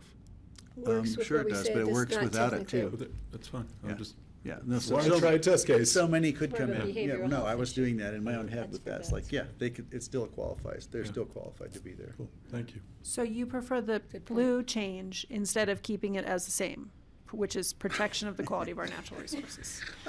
I Because thought that's we what had, we heard. This is where we were. I thought you were asking for another, so Let me go. trapped there. I'm happy to go So back it's a to the PowerPoint. simplest one we had that we'd already decided on. So Which would be this one. that one, that's the one. Say Boom. yes, thank you. Yes, thank you. Okay. And say I'm done. As I'm an done. addendum, there was a story on NPR that people who live rurally die younger and are much sicker than people who live in cities. So I don't think we should put in that it increases your quality of life and your health. Doesn't say it Just increases your saying. lifespan. Just saying. Because that has to do with access to Wrap- medical services. Says Thank live you. live Thank you for the healthier till many, you many die work early. sessions. We will see you on Wednesday for first reading. Thank you. Thank you. Hopefully I will have returned I from need to take a break. Roanoke, Virginia, Community Relations Department. I need, going to a family farm. We have 5 as 5 we're minutes. setting up. 5 I'll be minutes right as we back. set up. But I'm out of office. Not in Virginia, but Carbon. After.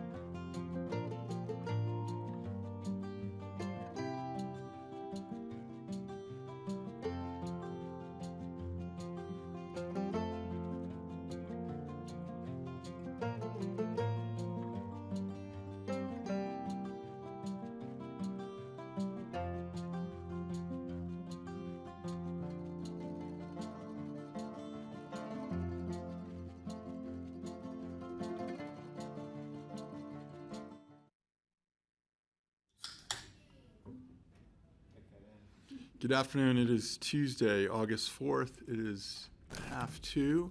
We have a Cord update and then a Core update. Over to Cord. No, I didn't get it, so you The might want to Community try another Relations joke. Department is the Cord update, followed by the Core update. And then We're like that crud, follows crud, up with crud. the Jeffrey, you can leave the Getting a room now t-shirt. I'm update. getting a t-shirt. Where's our, donde está our, Rosa? our Mexico. spend, oh, We got pushed back, so unfortunately we are 3/4 of a team this week. But she was going to try and watch because she misses us a bunch, but I don't know that she's I think she's watching. I think I saw her. joining. Yeah, Where is she? she's watching. Does she want to join? I don't know. Okay, someone ask her. I can promote her. And you will see her in spirit through the slides as well. We would never be able to get through it without that contribution. Are you ready? Is that the take it away? On this slide I wrote, hi. It's good to see you all. Rosa's there. She raised her hand. Oh, great. Que paso? Todo bien? Wonderful. So we do have our full team. Vamos a la playa. Not sure if she is in her flower jumper. We'll find out.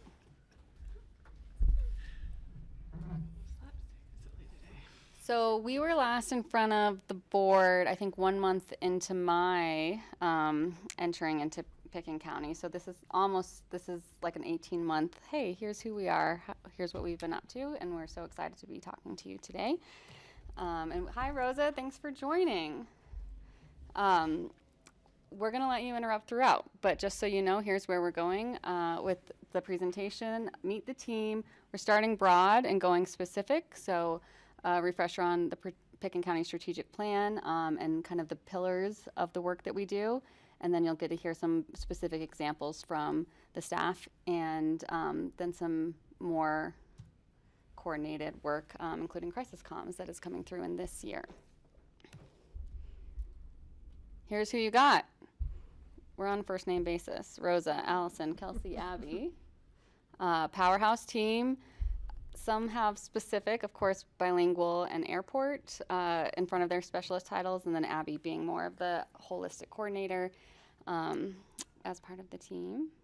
That was actually unplanned outfit coordination. That one was. So in 2024, spring of 2024, and I know this is new to some of you, and some of you got to see the full presentation. The full strategic communications plan is also in your packet. The Pitkin County underwent a process to create a 5-year strategic plan, and we are a decentralized model. So how do you get 40-ish departments, I know you guys call it less, to all have their own voice and have access to their own advertising budgets, community engagement, and still have the support as if they each had their own personal marketing PR firm. So the plan that was approved by BoCC had this kind of 5-year change management, in which the year that you were presented this first was lower left there. Orange means someone asks us to do something when they need it. We pump it out, and that was kind of the churn we were in. We are kind of now into that 2 years into the plan allocation. I think we're right on track as far as maybe half of our time we have been able to pivot to, hey, what's coming up and what's the purpose behind this messaging? How can we be out ahead of the communication? Doing a lot more on internal communications, some of that reactive work, and a lot of organizational improvements, which is kind of, it's funny to see that pie go away by the time we're complete with this plan.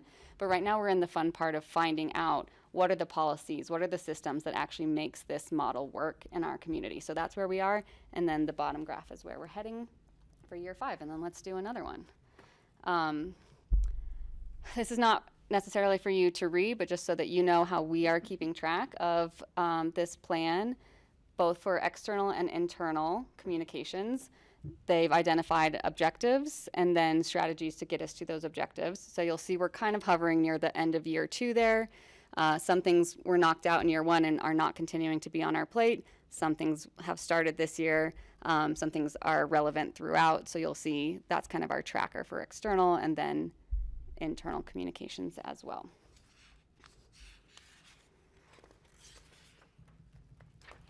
One way that we are able to help all of the departments all at once with our mighty team is through the countywide communicators advisory team. So on the left there, you'll see for every single department we have, I'm kind of thinking of changing the name. I know you're part of CCAT, and so to avoid confusion, what if this is like Communications Congress? And it's a representative of every department. Someone's representing the work they do, but also how they work, right? So we have people throughout our organization who are field workers, who do or don't sit in front of a laptop right away. We get a lot of different perspectives of what the departments need for comms and also how they want to be communicated to. So it is very representative. The idea is that this group meets once a month. These are just examples of kind of the training and policy work that we've done over the last year-ish. So getting someone on the team or a couple people per department empowered to have that direct conversation with reporters to understand communications and outreach and engagement planning. I did just want to remind everyone who I know is watching and is part of this group that we have very good snacks. So that's why that photo is there, and bring people together. What is that photo? Well, that's just one of our arrays, but that particular month was juice. So you're seeing a lot of fun colors of different juices and healthy snacks. Yeah. That's Jeffrey's lunch right there. Yeah, that is, if we can bring you in, you're free to learn. I don't know what the flavors are, but I will bring you one. Yeah.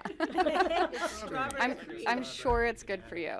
Wait, the black one's not there, which is charcoal. Cherry cream. So this is both, but the advisory team is important because not only are we training them and empowering them, it really is the 360 of what they need and what's worked for them, right? So we have different departments who do internal newsletters, and is that working or not?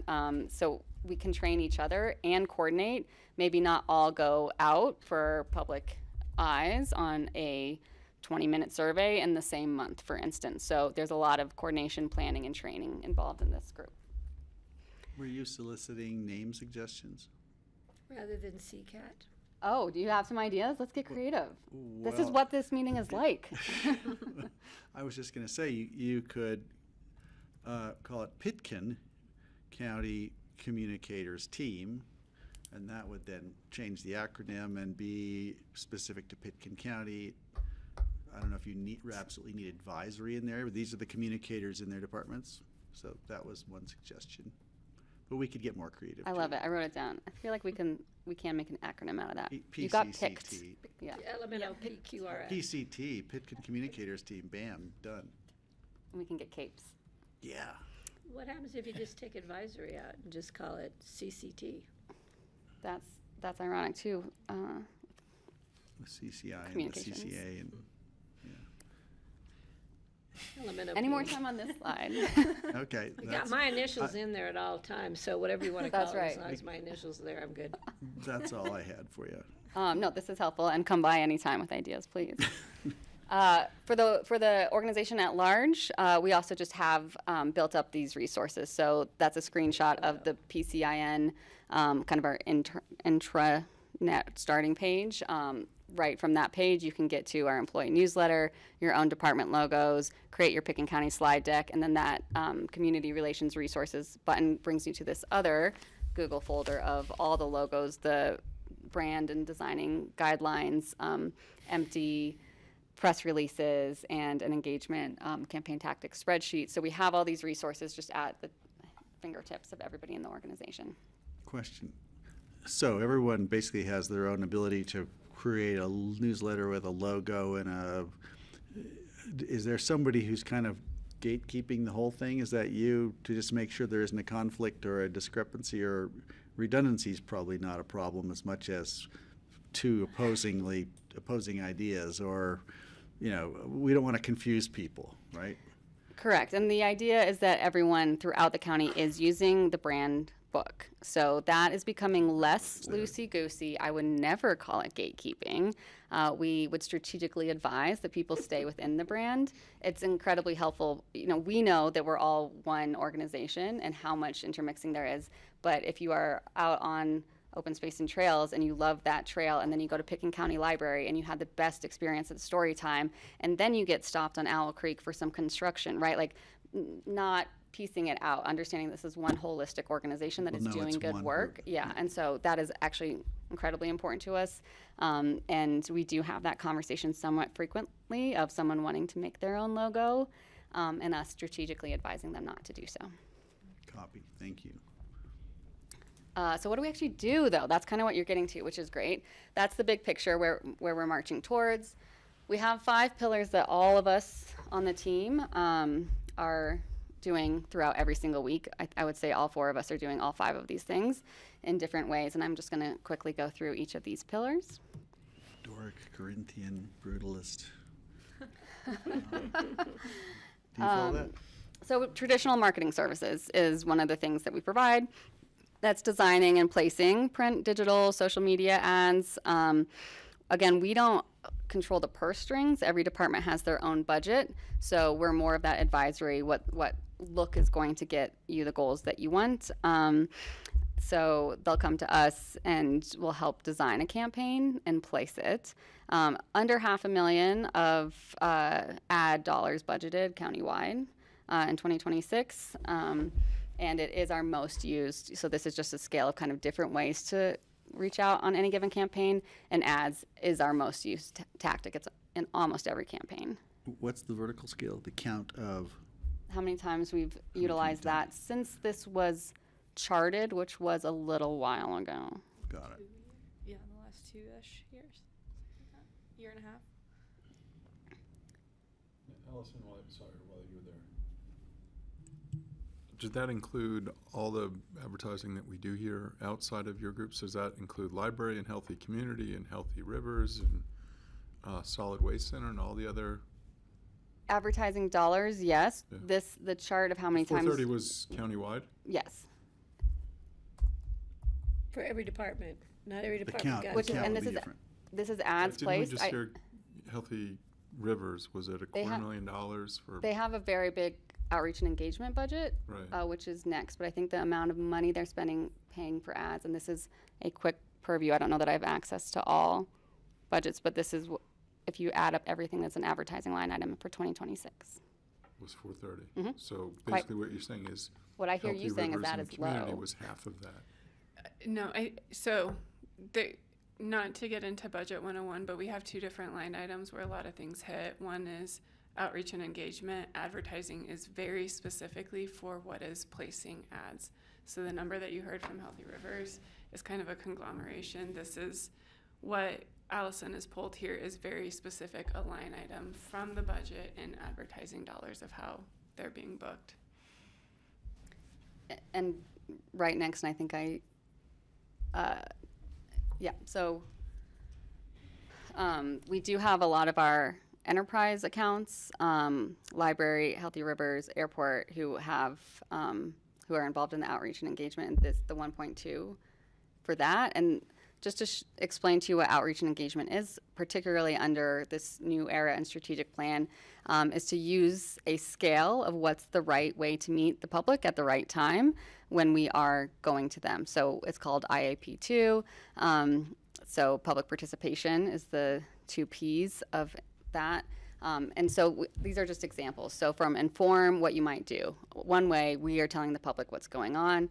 To consult, so we want to hear back from the community involved, so that's a little bit more time.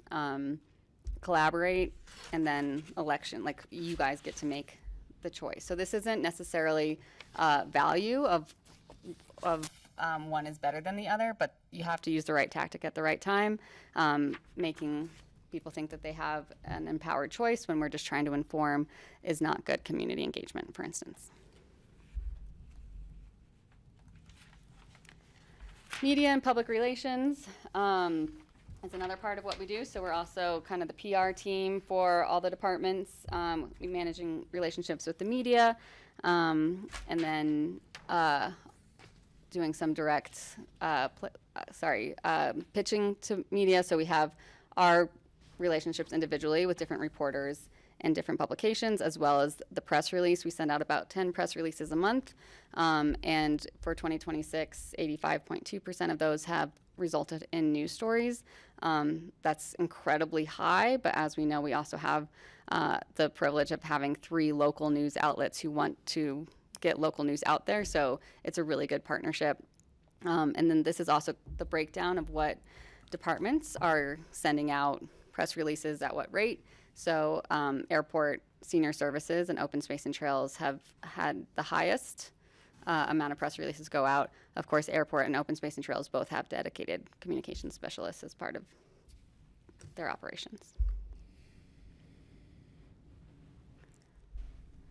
Crisis communications is another one of our pillars, and I want to assure you that we're all highly trained in the incident command structure. As PIOs, also train throughout the year multiple times with our local IMTs and Northwest IMT, train with the state. But I wanted to expand a little further than that when we talk about crisis communications. It's not just a life safety event moment of. That bucket traditionally includes other, gets pulled out into public trust, reputation management. It's a lot of the fact checking in news articles, making sure that the accurate facts are going out. And I would say the best example of kind of crisis comms that we've had throughout this year is just when a facility might shut down for one reason or another, and we just need to communicate what services are available to the public or what buildings are available and when. You will hear more about our new crisis communications plan momentarily. And finally, internal communications. So as you saw in that pie, this is something we're tasked with taking on more and more. We do the day-to-day of a newsletter, that PCIN page, managing that, and the kind of digital posters of information that we get out to staff, producing videos on any new information or programs that are coming down to our staff, as well as a launch of a new one with our county manager.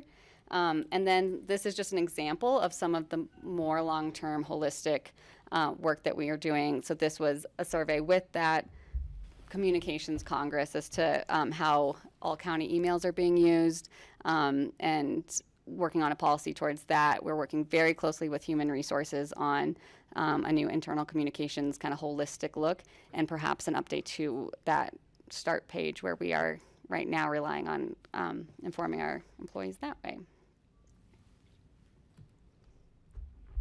Okay, so I'm going to talk a little bit about how we kind of operate internally as a team. So much like HR, we have a kind of partner model because obviously there are a lot of different departments that have a lot of different needs. So each of us are assigned almost like a business partner, a liaison that we connect with, and that can either be through like a reoccurring one-on-one meeting once a month, once every 2 weeks, all the way to just connecting with them through the CCAT group. So it's kind of our job to keep our fingers on the beat of what's going on with that department, and then kind of communicate and bring that up to the team in case they have a campaign need. And just like Alycin was saying, since we are decentralized, really we're trying to act in that kind of strategic partner role and be able to sit down with them and have enough lead time to actually ask those questions of like, is this appropriate to be a press release? Do we do a whole campaign? What are our actual goals and what are we trying to achieve here? So, when there's a campaign initiated, we have kind of a kickoff conversation, really get clear on what is the target audience, timeline, budget, all that fun stuff, and then also make a determination whether or not we're going to use a contractor to assist in that, because obviously we have very limited capacity and so does staff at the county. So my point with the third one is really no two projects are the same, so we're kind of tailoring our approach and our strategy. It's all the way from, this is a couple-hour turnaround time and this is a crisis thing, all the way to something like airport redevelopment or Vision 2050, where you have multi-year, effort and kind of crafting a strategy around something that big within the county. And then we execute kind of a communications plan, and the work doesn't end there. We're constantly kind of monitoring results, clicks on links, all that kind of stuff to really be able to adjust as needed and make sure we're doing our job correctly. So you can go to the next slide. We're each going to kind of go through some example work, but I just thought I'd kind of bring you guys on some of the things that I'm spending my time doing. So I work a lot in that kind of crisis comm space. You see fire messaging on there. A lot of organizing in open houses, as some of you were at, and the Phillips on the top right. Engagement events, producing videos, photography, graphic design, all sorts of stuff. And I wanted to make a point too, I know that my position was, not super recently approved, but approved within the last 3 years. And I hope you and the rest of the organization are seeing kind of that the breadth of work is increasing and just kind of increasing in quality and scope. And I hope the rest of the organization feels that way too. But just wanted to kind of call that out in how we're spending the time and how you guys can kind of see how that's manifesting out. So, Which fire are you going to next? I don't know. Hopefully none, but it was a great experience. Yeah. So, Idaho. yeah. We'll see. Washington. Is there an IMT for this weekend that you're a part of? There is, but they have a short team list, so they didn't need a PIO this weekend. So. And I'm remiss in not having you both introduce yourself beforehand, but of course, Abby Cheney, and we'll go to Kelsey Peterson as well for airport updates. So my position started in December 2025. It's a new position, and so I'm going to look at my sheet a little bit because I am going to talk about metrics and some of the increases that we'll talk about. I do want to say it's not to disregard the work that was done at the airport beforehand, but to highlight what can happen with a designated person. So we've seen a lot of growth significantly through the modernization project in preparation of the 2027 closure, as well as ongoing day-to-day communications. Since I started in December, we have distributed 20 frequent flyer and general airport newsletters. We have nearly 900 subscribers to our frequent flyer, which is project update specific. It's like a construction bulletin. And we have 20,000 subscribers to our general airport newsletter. I think this really shows that our subscribers are actively using our newsletters to find airport information. Our social media audience has also expanded. We've increased by 2,400 new Instagram followers and 1,500 new Facebook followers. And in our first month of December, we increased Instagram by 1,500 and our Facebook by 1,000.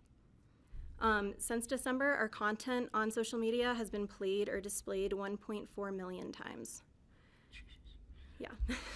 That's hard to imagine. These established platforms allow us to quickly share construction notices like our enabling work or our pre-construction work that's happening right now, our parking and travel information. As we know, our parking lot fills up and we like to tell people that before they're driving up Valley. Our emergency updates, and it also provides opportunities for community engagement. We've also supported 10 community events and 4 surveys this year.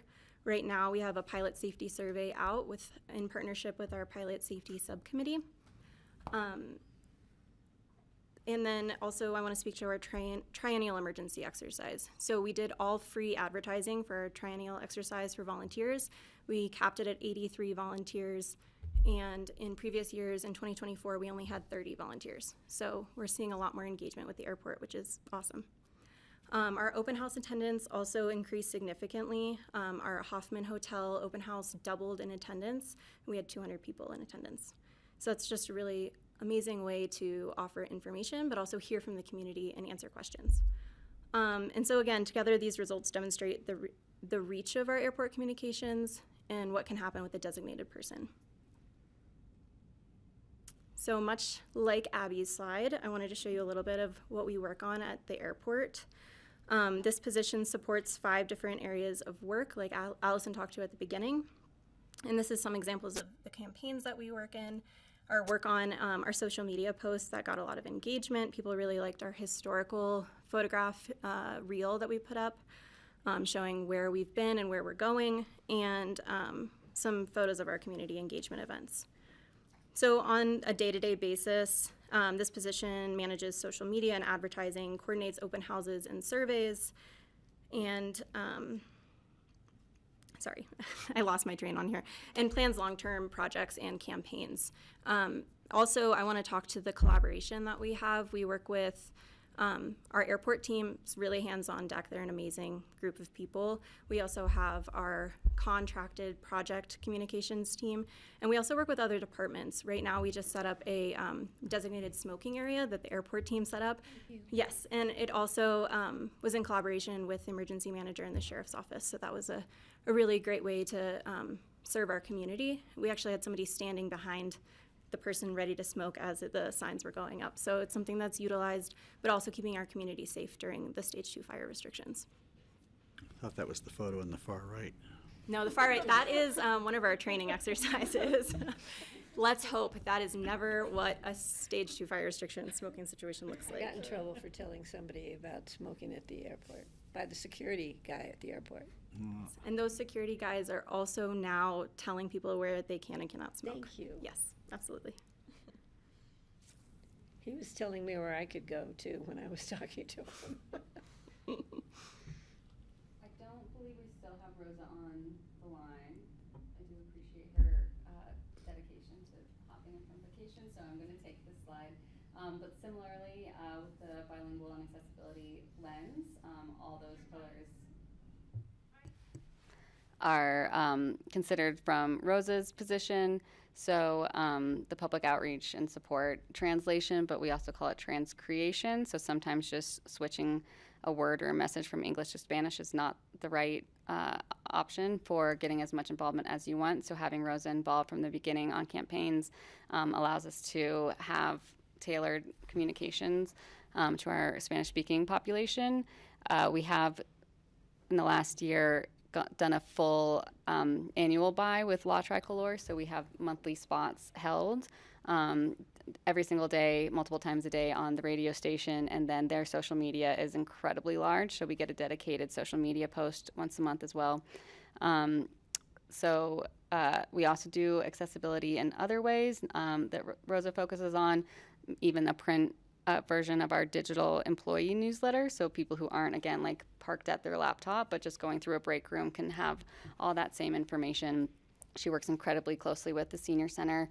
As you saw, that was the second most, department put out the second most amount of press releases. And then, yeah, so helplines, anything that we need in Spanish or for our older populations that are not considered as much. And these are just examples of the, kind of the translation all in one page. So we're trying to get away from having kind of a separated, removed information source in Spanish. So the community open house and Spanish language video, and even our community survey went out in Spanish. Okay. So diving in a little more into the crisis communications plan. So this was a big project that I have recently wrapped up and I'm kind of starting to roll out within the organization. But this, I think typically, historically, our crisis comms plan kind of rested depending on someone being home from vacation or kind of lived in people's heads, and we never had anything out on paper that was able to be utilized by staff. So that was really our goal for this.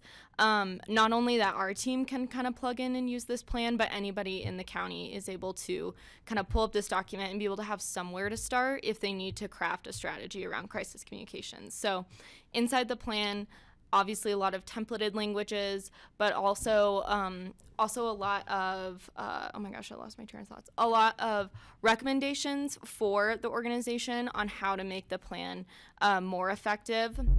Those are a lot of kind of spin-off projects that we could pursue or work on, but that's also included in the plan. And kind of within how we designed it was almost like a matrix. So when we're working on templated language, we're looking at what are the incidences that are most likely to happen to the county and also have the biggest impact on our reputation, our staff, and then kind of worked backwards from there. So obviously, as you all know, we have like fire, flood, things like that in there, but working all the way backwards into like a reputation management kind of templated language, anything having to do with like cybersecurity. So again, just really being able to have a good resource for staff that is fleshed out and established and also revisited pretty frequently to make sure it's updated as a good resource. So.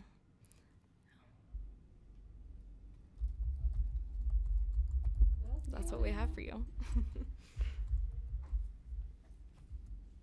Very communicative board. You guys are listed there. You took up a fair number of press releases this year. And need for quotes at the last minute. Well, that was humbling to see what's behind what comes out. It's amazing what you guys do. There's a lot of depth. It's really great. What do you need from the board that you're not getting? I mean, given the next 12 months is going to be about airport, and probably the airport, what else do we need to think sort of proactively and sort of work together? I mean, we talked a little bit about that this morning. So you're in the hot seat for the next 5 years. Next 5 years. That's and it's fantastic that you created a seat for someone to sit in.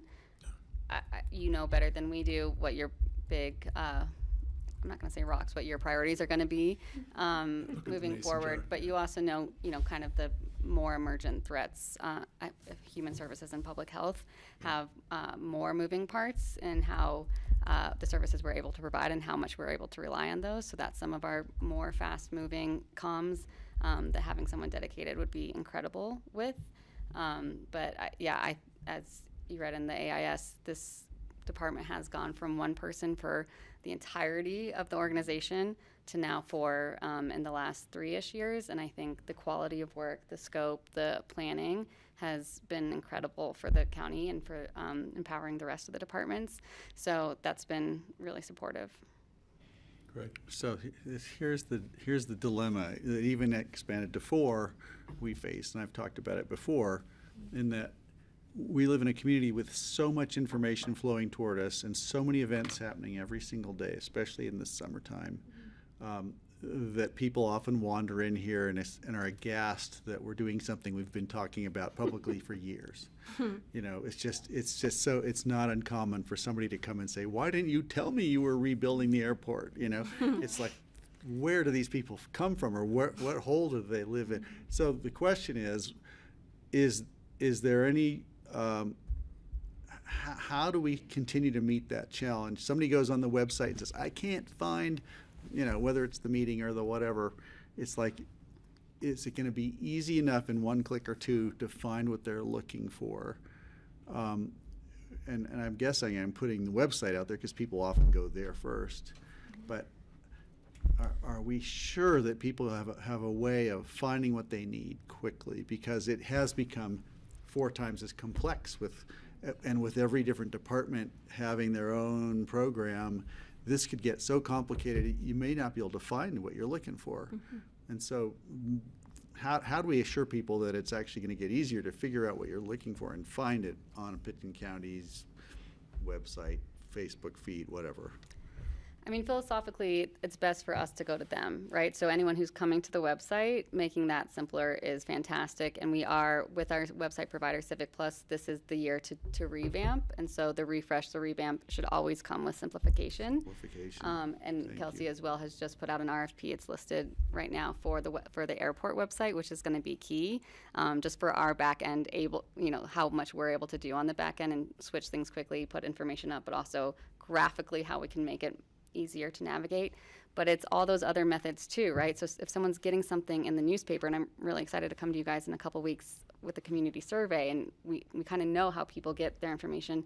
If someone's still using the newspaper to find out information from us, we're never going to stop press releases, right? So print's going to be important, handheld posters, video, user-generated content, having a multimedia specialist or social media. I think the way that comms departments are going is create it all so that the person is just finding it organically and not just blasting, please come to us and do it the way we're telling you to do it. So you're right, it's going to continue to be a lift. That's great. I was just going to suggest like a drone swarm you could send up. Our own drone show of news of Pitkin County. Skywriting. Patty, flying over. Patty, then we're going to wrap. Yeah, I suggest this to, I think, ComDev, and I don't know if it ever went anywhere, but in talking with people in the community, a lot of people go to our website and they get lost.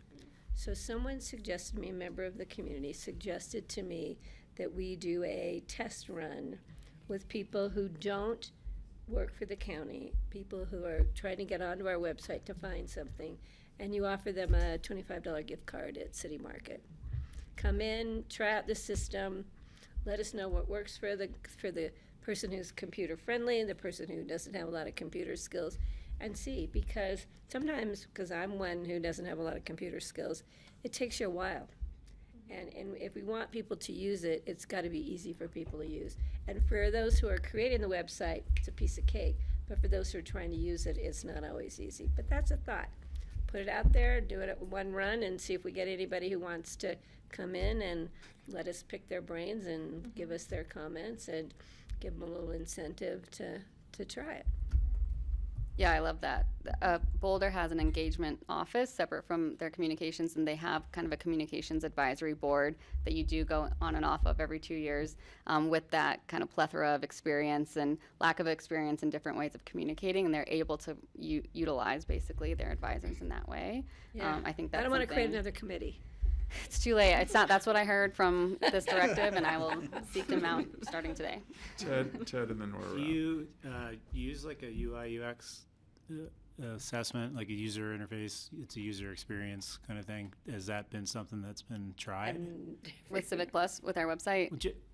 Yeah, just to get a report on like how it ranks or rates. I have not been looking at website reports, and that's us and the IT department. We can see how any given page is performing, and I think that will come into play quite heavily when we do the redesign. Right. And I'm going to write that down as something we make sure we do. I mean, it's a whole industry to They- assess usability, and like they literally do that. They send people in to be like, book a plane ticket, try it. I dare you, like see how hard it is. I dare ya. I dare ya, and you get a report on that. It's helpful. It can be helpful. It can be insightful. And I don't know how much is crawling and how much is real humans. We can get reports from Civic Plus on where traps might be, where there's circular links, where there's dead links, things like that. We have not taken on that as seriously as we could. And we do have sometimes Google time- Analytics. We use that pretty frequently. Yeah. And I'm pretty sure in Google Analytics, it can show you kind of the path that people are taking, what they're seeking and how many clicks it took to get there. So that'll be something interesting that we can look into. But yeah, we have a service through Google. So. And you can't do it by how much time someone's on, because they could be spending an hour just being lost. They love our website. Or talking to somebody. Yeah. Allison, Oh, am I still on my computer? final words, Allison. No, thank you you, so much. ladies. I get to see you guys a couple times this fall, so we're looking forward to it. See you shortly. Thank you. And please thank Rosa for us as well. And I'm getting more demands for dirt, so. So we're on a PowerPoint 5. We will see you at 3:15 as we set up for Core. All right. Not cord. Cora.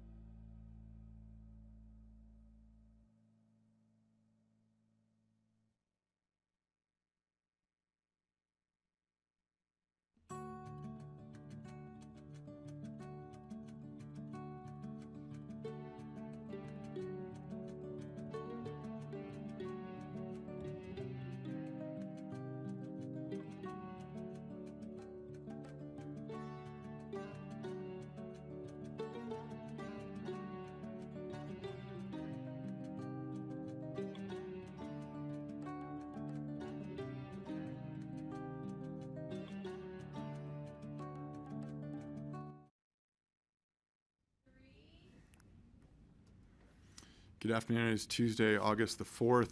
It is 3:18. We have, following our Cora update, we have a Core update with Michael Port. And for those of you that want the breaking news, graduated income tax has made the Colorado ballot. They delivered 163,000 valid signatures. So graduated income tax will be on the ballot in Colorado. So that's big news. But over to Tara, Brittany, and Michael. The floor is yours. Good afternoon. I'll go ahead and tee this up. I'm Michael Port. I'm our climate action analyst. Really just here to introduce the team with Core. Part of our annual grant that we provide for them and in our partnership is that they will do a annual update. So this is their mid-year update where they will share some about their programs that they've been working on and the great work that they're doing for us, and also share their 2027 funding request. So with that, I'll just hand it over to the team at Core. Thank you. Thanks, Michael. And thanks everyone for having us today. I'm happy to see all of you again. I, like Michael said, am Tara Stitzline. I'm the CEO of Core. I'm going to share my screen and start this slideshow presentation. She's joined by Brittany LeClaire. Thank you. Yes, Brittany LeClaire. Go ahead. Hi, I'm Brittany LeClaire. I'm the Director of Development and Communications with Core, and thank you for having us today. Is anyone else from your team online that we should give a promotion to? We have Gina McCracken online. She's our Director of Regional Strategy, and we are going to talk about some great work that she's done. Thank you. Thanks, Gina. Cool. Hi, everyone. Thanks for having us online. I'll dive in. For anyone who doesn't know, CORE is a nonprofit organization. We're a climate action organization, and we're dedicated to reducing carbon emissions throughout Pitkin, Eagle, and Garfield counties. Our primary focus and vehicle for doing this is focusing on building decarbonization.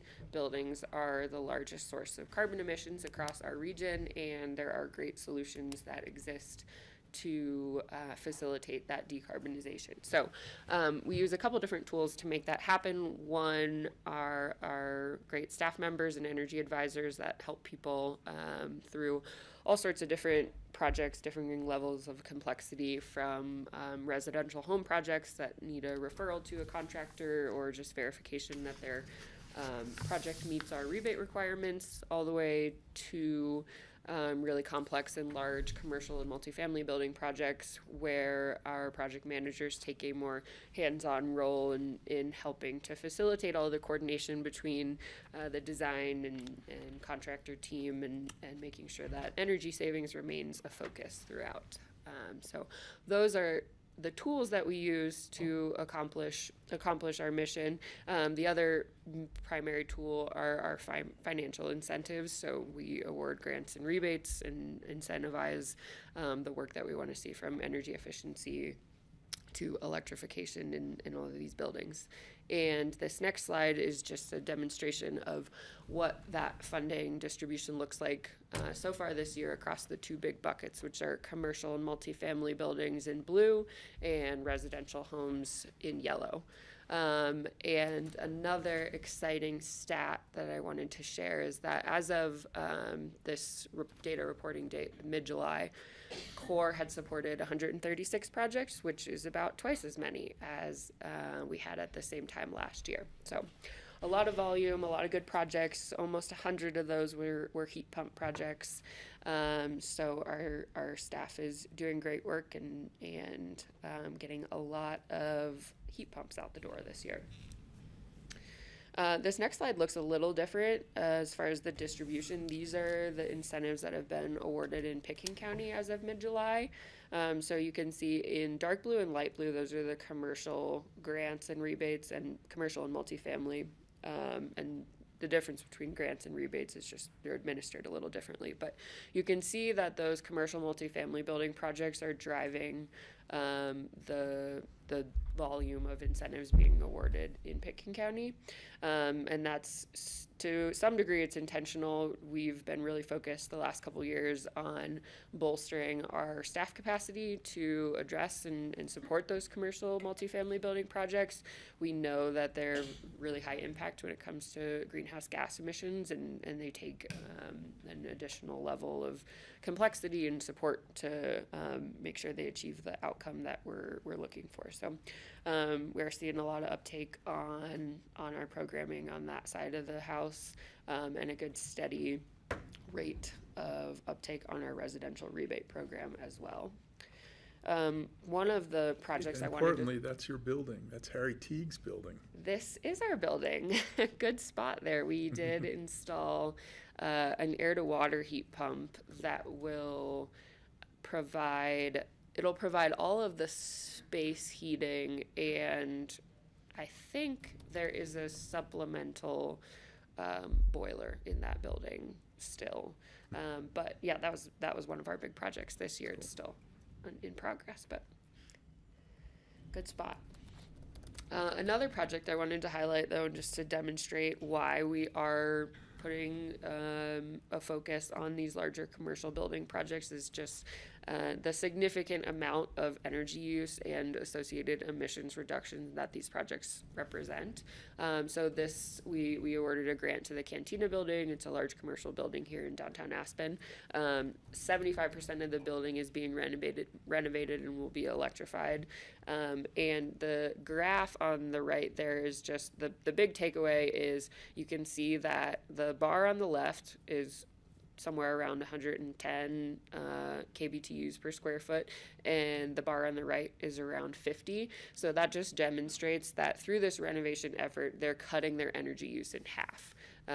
And the red bar, the biggest portion of that energy use, previously came from gas, and because they're nearly fully electrifying, they're really reducing their gas usage and the associated carbon emissions from their gas heating. So commercial projects are a great driver of emissions reductions, and we'll talk a little later about how we're trying to balance that with some of our residential programming so that we're meeting the needs of the entire community while still driving those high impact emissions reduction projects. Can I ask a question? Please, Greg. Just a question, looking at that chart, the cooling load is quite low compared to the heating load. It's great that heating loads come down. I anticipate the cooling load's going to be going up, especially after a summer like this. And is the system they're putting in going to be able to continue those savings if the cooling load goes up? I don't know for sure what type of cold climate heat pump they're putting in. So it would depend. Some heat pumps, a lot of heat pumps can provide cooling and really efficient cooling. So I can get. I guess that's really just a question in general going forward for any new heat pump installation. Is that I've never turned my heat pump on backwards before this summer. Yeah. And we're using it now. Yeah. So how much energy does that? Yeah, just a thought add? To contemplate that as it gets so. We expect this to be not to be the warmest. Yeah, it's definitely a strategy that is more of an adaptation to climate change rather than a mitigation strategy. Or heat pump installation is both. We want to install the system that saves and uses energy the most efficient way possible and clean electricity, but also addresses the need for cooling, and we are seeing that message resonate with a lot of residential customers that are looking for added cooling capacity. So definitely something that we're planning to look at this fall with all of the heat pumps that we've installed. We know that when you're switching from electric baseboard heat, for example, to a heat pump, you're going to save a lot of energy, but what's the picture of energy use over the course of the entire year? What's the net change there? So that is a question that we plan to answer this fall. I'm surprised to see so much for lighting, interior lighting, and especially in a Harry Teague building, which would have a lot of daylighting, I would think. This building is the Cantina building. Right down the street here. Yeah. Yeah. But yeah, lighting, and I think prior to the last 5 years, where our focus has really been on electrification of heating systems, Core made a big push for a lot of years to help people switch from incandescent lights to LEDs, because lighting is a pretty significant energy load. So I imagine that this building with a renovation, lighting upgrades are listed on here, so they're doing a big lighting upgrade as well. Mm-hmm. Yeah, and it can be dark in that back space too. Yeah. Other questions before we move on? This chart just demonstrates greenhouse gas emissions reduction across our entire territory. The one thing that's not on here that I wanted to point out is some of those commercial grants that we've awarded. The way that we do our reporting, we report the dollars when they're awarded and the emissions reduction when the project is completed. So there are 4 commercial grants that have been awarded so far this year that are still under construction. They're scheduled to finish this fall. So The data will be nice and neat for this year, where the dollars are awarded in the same year as the emissions are counted. But just to say that I expect that yellow bar for Pitkin County emissions reductions to continue to go up throughout the year. Questions on this slide? And Garfield gives you $1 million a year, given their reduction in carbon? Garfield County does not fund CORE. That's why Brittany's up here to talk about our fundraising efforts and how that is supporting our efforts to meet the demand for heat pumps and building programming in Garfield County, and talk about how that's going. They fund clear. Don't get me started on the clear versus core saga from years ago and where the funding came from. Not a pretty picture. Talk about our residential programming now. So this is again where we're trying to get at that balance between the really high impact commercial building projects and making sure that we're serving the entire community. One of the ways that we do that is by administering our community priority participant program. So this program includes income qualified families, so anyone that is 150% or below area median income, and then regardless of income, anyone who fits into these various categories of local essential workforce.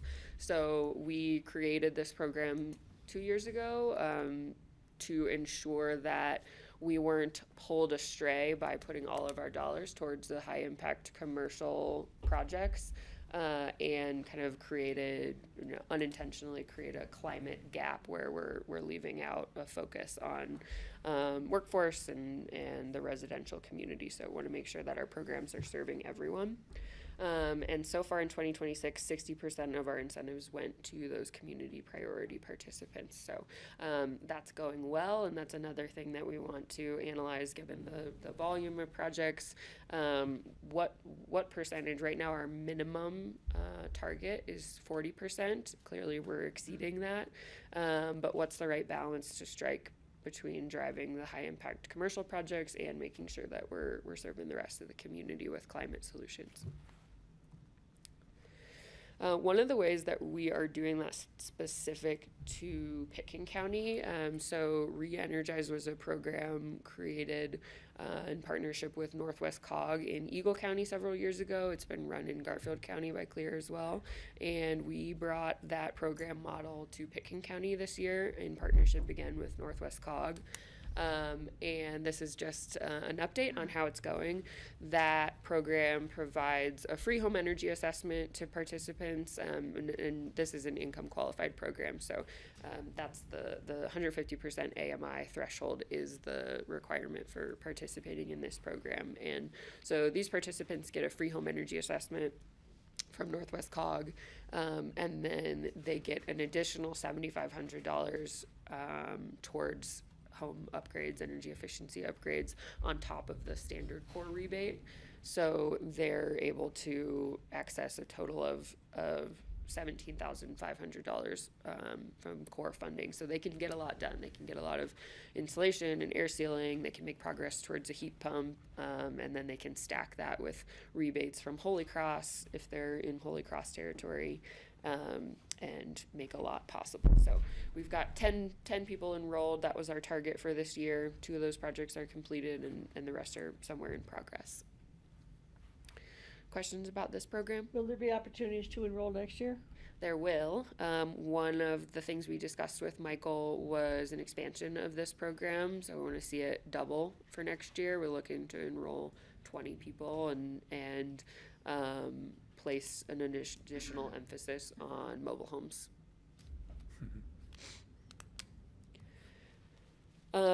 Shifting into some of our development and fundraising work, I'm going to talk a little bit about the Impact Accelerator grant and our grant seeking efforts in general, and then I'll talk about our fundraising efforts as a whole.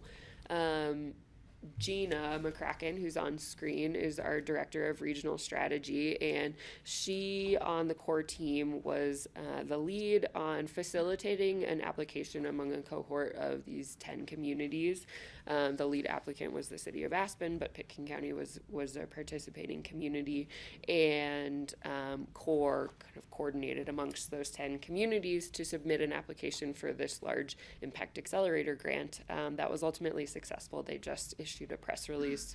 The state issued a press release a couple weeks ago, so now we can talk about it publicly, that we will have over $4 million worth of funding from the Colorado Energy Office flowing to the region over the next 3 years to support building decarbonization work and advanced building energy code development and bolstering incentives that you all are supporting. So this was a big effort over the course of about half of the year in 2025, and wanted to call this out as just a great success and something that the county has for the last couple years supported CORE with funds for resource development and allowed us to kind of build our fundraising and grant seeking efforts, and this is the kind of return on those dollars that we're seeing, so it's really exciting. Congratulations, Greg. Is this part of the Regional Climate Solutions Group activities? Is that tied directly to that the members, applicants? Yeah, Gina, do you want to speak to how this came out of the Regional Climate Solutions Group and kind of, how folks were thinking about the Impact Accelerator grant and then how they came together? Yeah, for sure. Hi, everyone. I apologize that I'm online. I have an Eagle Town Council work session after this. But happy to speak to that. So when the Impact Accelerator grant program was released by the Energy Office, these were Biden-era climate funds, kind of the last big chunk of funds that the state would be flowing through to local jurisdictions. And so there was a large scrambling effort on behalf of all local governments, I think, across the state that are invested in this work to get applications through. And knowing that our region has tapped into the Energy Office many times over the years, we knew that we had to go big and collaborate large to be really competitive with this grant application. So we talked about this a lot in the Regional Climate Solutions Group, which has members that span jurisdictions across the Eagle, Pitkin, Garfield County area, including other nonprofits, utilities, and then some jurisdictions and officials that represent counties and communities and state agencies that span beyond the region that we serve. And we ended up moving forward in our application with a cohort of 10 communities, 7 of which within Eagle County, and then 3 of which within Pitkin County. And that kind of ended up being the cohort. And then we saw some Garfield County communities come together and successfully receive their own Impact Accelerator grant application. So we did have a lot of early conversations within the RCSG just about how we wanted to apply for these funds and what kinds of activities we wanted to go after. And I think that there was just the most alignment between the Eagle and Pitkin County communities that we saw as an opportunity for success to kind of band together in this larger cohort. But I was truly thrilled to see that both the Carbondale application and the City of Aspen application received funds, and we're really looking forward to the shared learnings and additional collaborations that can happen across the region because of this accelerant. Great, thanks. Yeah, thanks for your help with that, Gina. This is Francie, and I'm on the Garfield Clean Energy Board. So we were really thrilled to get I think it was $2 million with Carbondale as the lead applicant. That was great.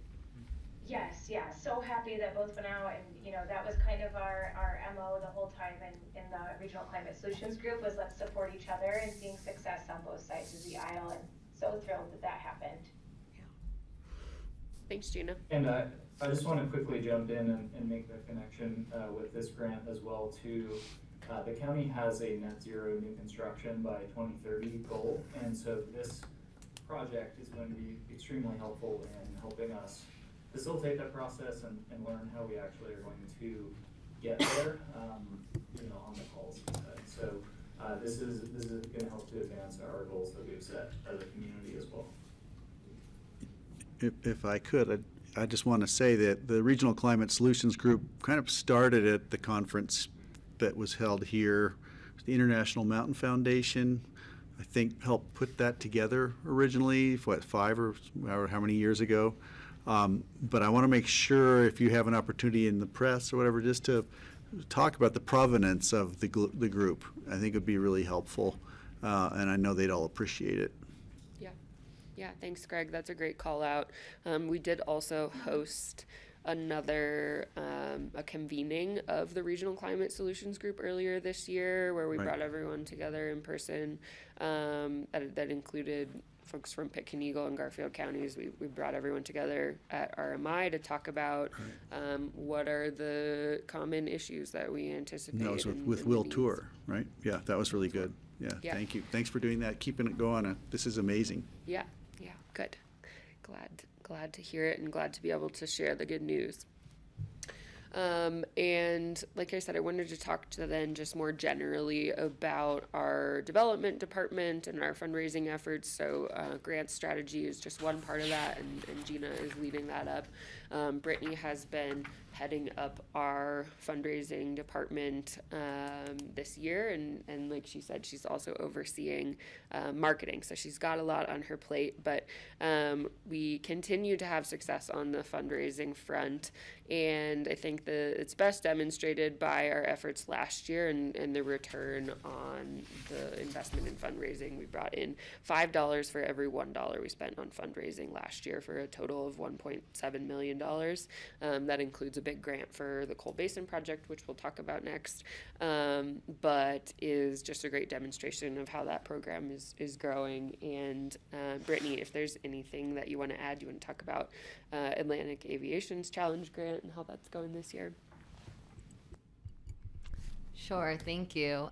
So when we started fundraising at Cora in 2022, we brought in about $400,000 the first year, and so to see the success of the fundraising program each year and bringing in, like Tara said, 1.7 million last year is a huge accomplishment. So we appreciate your support in those efforts. So for the second year, Atlantic Aviation has renewed their support with the Challenge Grant. So they are matching all donations by 50% to have 1.5 times the impact for every donation. So Cora needs to raise $600,000 to get the full $300,000. And we're, on our way and feel confident that we'll get there. And so leveraging that donation for all of our previous donors, and then working on, cultivating prospective donors through events and other engagement activities. We are hosting our second annual Green Expo on Friday, September 11th at the Meadows in Aspen. So far, we have 18 confirmed exhibitors. Last year, we had 13 total, so we're already expecting it to be bigger. We think we'll probably end up with about 25 exhibitors. Most of those are paid sponsorship, so it's a great event to bring in additional income and to bring some of our businesses and community members together. And it's a free event for the public, so we hope that you all can attend. And then we've been hosting a few smaller, donor-focused events to just continue to cultivate our donors and our prospects. Balancing the efforts between the individual donors and then the corporate sponsorships, and then aligning our communications to share the story. We just had a press release picked up that gave our mid-year impact numbers. So utilizing the great work that the program team is doing to get people excited and on board with our work. Can I add another comment? Yeah, we're going to get close to wrap up, though, because we have a meeting Okay, after I'll let this, you go. which is not Keep ours. going. Keep going, but I did want to make a quick comment that the board of directors was all elected officials. Up until a couple of years ago, we voted to remove the elected officials from the core board and create a board of citizens from the community. And notice how the fundraising in the community has gone up fivefold. I just think that's incredible and well done to all of you, and I'm so glad I'm not on the board anymore. Look at the result. Me too. Same for Francie. Coal Basin. Yep, moving on to Coal Basin. Thanks, Greg. We appreciate the recognition. I wanted to talk about Coal Basin, not because I have a significant update, because we really haven't seen any activity, but because we are seeking any support that we can get from the county to encourage the White River National Forest to accept this project for review. We submitted our application to install a methane mitigation system up there in April 2025. 2025, but haven't heard back from them. They've got a lot of things going on, but if there is, and I know Cora has done some outreach to the forest, if there's any update or anything that the county can do to support that. It is a large source of emissions in Pitkin County. You submitted it to the Forest Service? We submitted it back in April. Yep. Of 25. Yeah. So and did Pitkin support at that point with a letter, and you need a follow-on letter of support? The county submitted a letter at that point, and I think even last fall submitted a follow-up letter to say. I'd sign another one. Yeah. Yeah. I think we need to be careful because we're already being hit with Forest Service projects. Let's get the things we have on our plate followed through on, which should be happening any day or week now. And then that'll clear some time for the Forest Service. Yeah. Yeah. Was that through the Carbondale office or what was that through? So Aspen Sopris, isn't it? It's Aspen Sopris because it's outside of Redstone. Yeah, it's it's at the district level, not at the forest level. Yeah, okay. Yes. Thank you Thanks, for that. Cora. Yeah. Hang in there. Yes, we will. It's worth the wait. Like I said, it's a big opportunity. We're looking at other opportunities for methane mitigation and other approaches that might be more viable. So we're not letting this one go, or the idea of methane mitigation in general. Good thing Chris hasn't been holding his breath all this time. He's doing other great work. This is my last slide on updates from this year. So just a final ask if there are any questions on the work we've done so far this year before we talk about our request for 2027. Please move to the request. This is the outline of our request. It looks much the same in format as last year, a breakdown of our building performance building performance hub services. So those are our incentives. That's the bulk of that funding. And then a percentage for administrative overhead, and then an additional percentage for community engagement. So that's our marketing work, getting the message out there, and then resource development fundraising for a total request of $898,000 for 2027. And what's your request to the small municipality next door? To Aspen? Yeah. It's 1.9 million for 2027. And so what percentage of your budget then is partners versus you've raised on your own?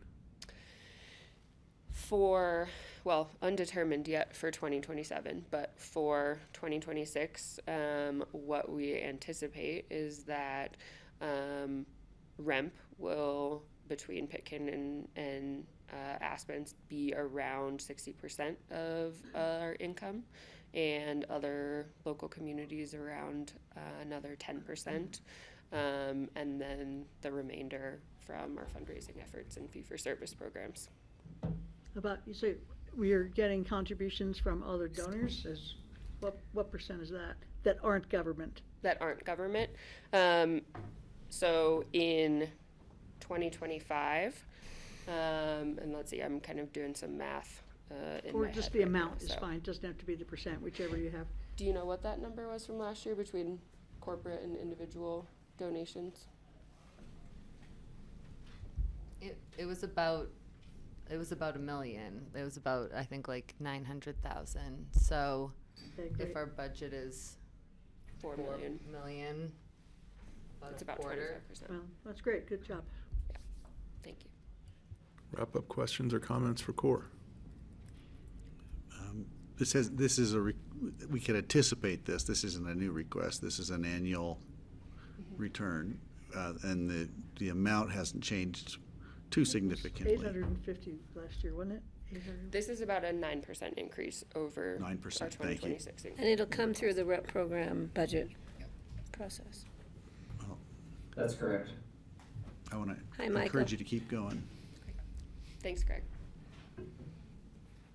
Cool. If there's no other questions, that is the conclusion of our presentation, and we look forward to reporting back and sharing our results at the end of the year. Thank you. Thanks for So coming. thanks for working with Northwest Great Cog. presentation. Thank you. Gina, Thanks, thank you. everyone. Thank you. Thanks, Thank you, Gina. Michael. Thanks, Michael. Can I make one comment? Please. as this is Michael's official last. He's Bye, gone. Michael. Oh, sorry, he's already gone. Too late. Well, I just want to call out for Michael and Tara both the leadership that you have taken and have been responsive to a lot of Pitkin County's requests. I think, Greg, you hit on the changes at the board level, but I will reiterate it to Michael, but I think the relationship and what Michael has been building and Tara with your leadership and the staff, I'm very grateful for it, and I think it's worth recognizing for the community. So, thank you, Tara, and thank you, Michael. And thank you. Thanks, Kara, for saying that. Thank you, I appreciate that, Kara. Excellent. Yeah, Thank thanks you. for pointing that out. Thank you. I know nothing with the airport is quick, but we're going to do a quick transition to the airport team. In the room, we have G.R. Fielding, Joe Christie, Carter Strothman, Mavis Fitzgerald, Brad Jacobson, Diane Jackson, Ryan Mahoney, and Ann Driggers. Introductions complete. The floor is yours. You're back. They're back. Didn't we just see you? Nah, it I just think seems so. that Was way. that today? And Kelsey, welcome back. Kelsey Peterson. Wow, she's got a long lens. Changed. Wait, she changed her clothes. She's coming in incognito. Just to confuse you.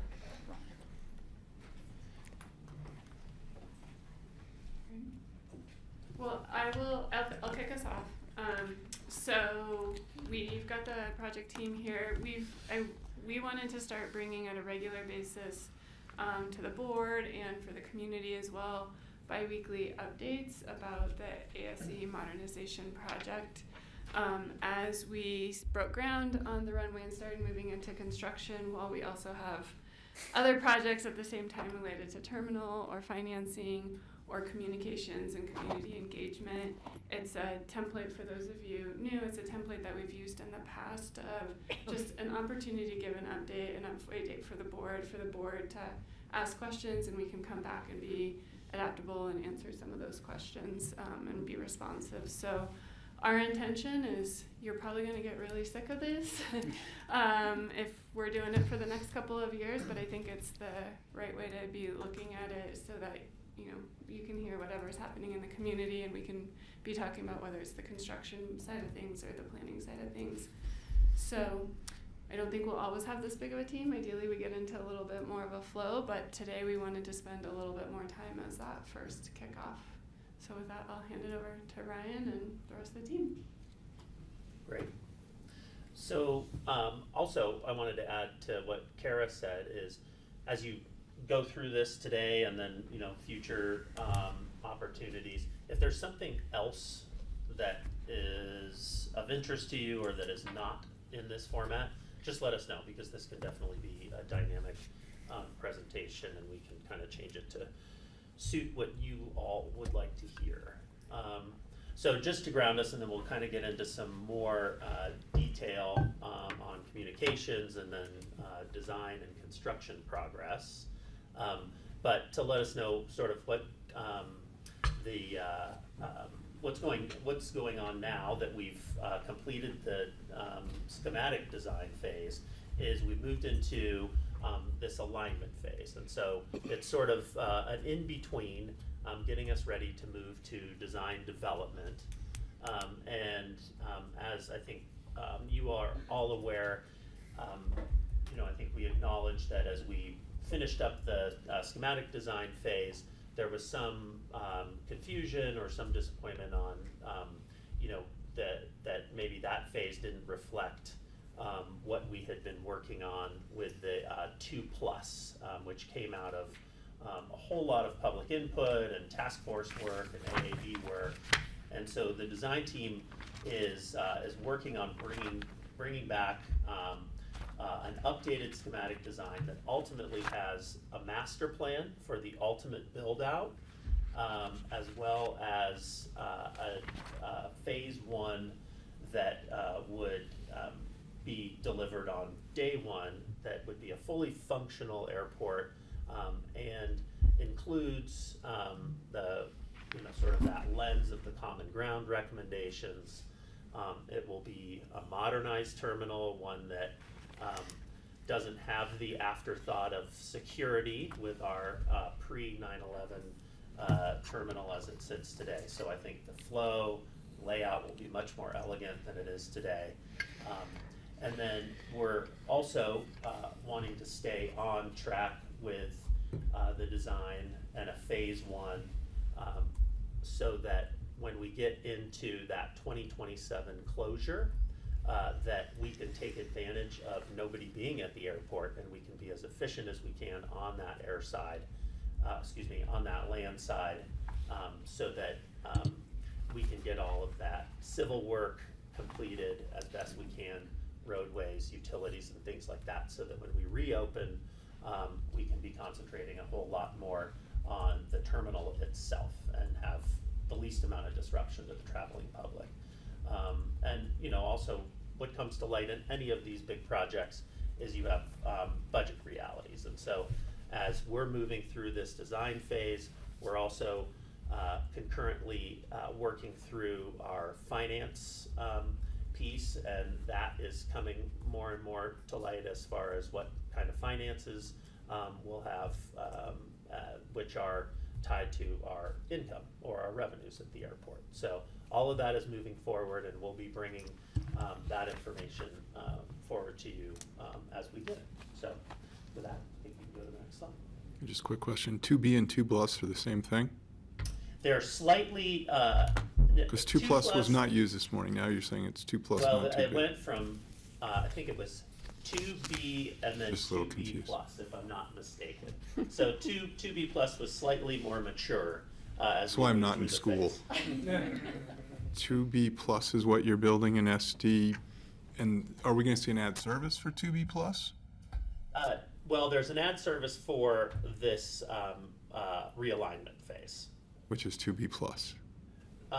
Well, we're just calling it the realignment phase, but it takes off from that 2B plus. So the 2B plus was I believe that's where we ended up at the end of the programmatic phase, if I'm not mistaken. And then as we started schematic design, we started with this 2B plus idea, and then we're still working off of that. And the ad service will come out of the contingency for 2026 budget?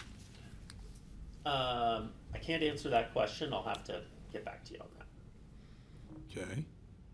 No one's giving me a fee for the next 8 weeks, that's what I'm asking. The fee for the next 8 weeks is approximately 1.4 million. So that's the ad service, Yeah. thank you. Okay, jumping into comms update. And so, as Kara said, this is the first of bi-weekly scheduled updates, and they will come to you first, then via email to the AAB, task forces, and then general community. Airfield comms, the Ready Together Town Hall was July 14th, and that was with our community continuity partners. And just a quick update there, the marketing group meets every Friday, the transportation group meets every other week, and then once a month they all come together with staff. So again, that's Airfield Terminal, same flow of biweekly updates. The outlook for the AAB specifically, they'll get their next update via email will be on the 18th, September 1st, the 15th. Their next meeting, which will be just a project update date similar to what you're receiving today, is next week or the week after on the 20th, followed by the September meeting, which is hopefully final SD, master plan, and then that aligns with another meeting with the task forces in September. Overall meeting look ahead, we'll give you program updates, today, the 18th, the 25th, September 1st, and then 15th. Again, the AAB meetings, task force meeting. So we'll hopefully align with design development phase, which will be then followed by a community open house. And both of those will be showing renderings. So that's quick.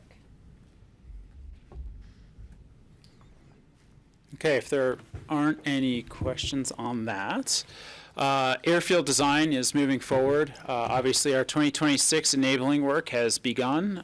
We had a very fun groundbreaking back on the 15th of July. We are currently working through our 2027 plans for the runway. We got the 60% design submittal just a little bit ago, and so we are working through review of that plan set and a pricing exercise with both the CMAR and our independent cost estimator. We expect to have some of those updated costs in September for the 2027 work. With our 90% design is expected in October, and then we will be going through that to get our guaranteed maximum price by the end of the year. While all of that's happening, we're meeting very regularly with the FAA. We have a couple different monthly meetings that are set up with between the technical groups, the regional office, and all of the other supporting folks, because when you shift the runway, you have to shift everything that's associated with it, and everyone seems to have a stake in this project. We are awaiting our final few determinations on what's called a 7460, which is a review that the FAA does on airspace. So they look at things like our stockpiles and give us rules on how we operate on those stockpiles. So some of them we might only be stacking up at night so that they're not being worked on while the airport is open. Other ones have to be built in such a way so that the slope doesn't get so high so far from the distance of the runway. And then we're also doing a lot of work with them on grants. We've already done our first drawdown on 68. That was the AIG grant. I think 69 is all completed, or it's going to be soon. Second read, so accept it tomorrow and it will be in Jeffrey's inbox to sign after that. So yeah, second read on that tomorrow. We'll start being able to draw down on that as well, and then we'll be seeing 71 come forward, and that'll be an up to number for 50 million in case there's any. Second read on the 12th. 12th, I apologize, not tomorrow, the 12th. Both will be before you on the 12th for second reads. And that up to $50 million is in case there is money left over at the end of the season from other projects. We'll have the opportunity to maybe hop towards the front of the line to be able to utilize that.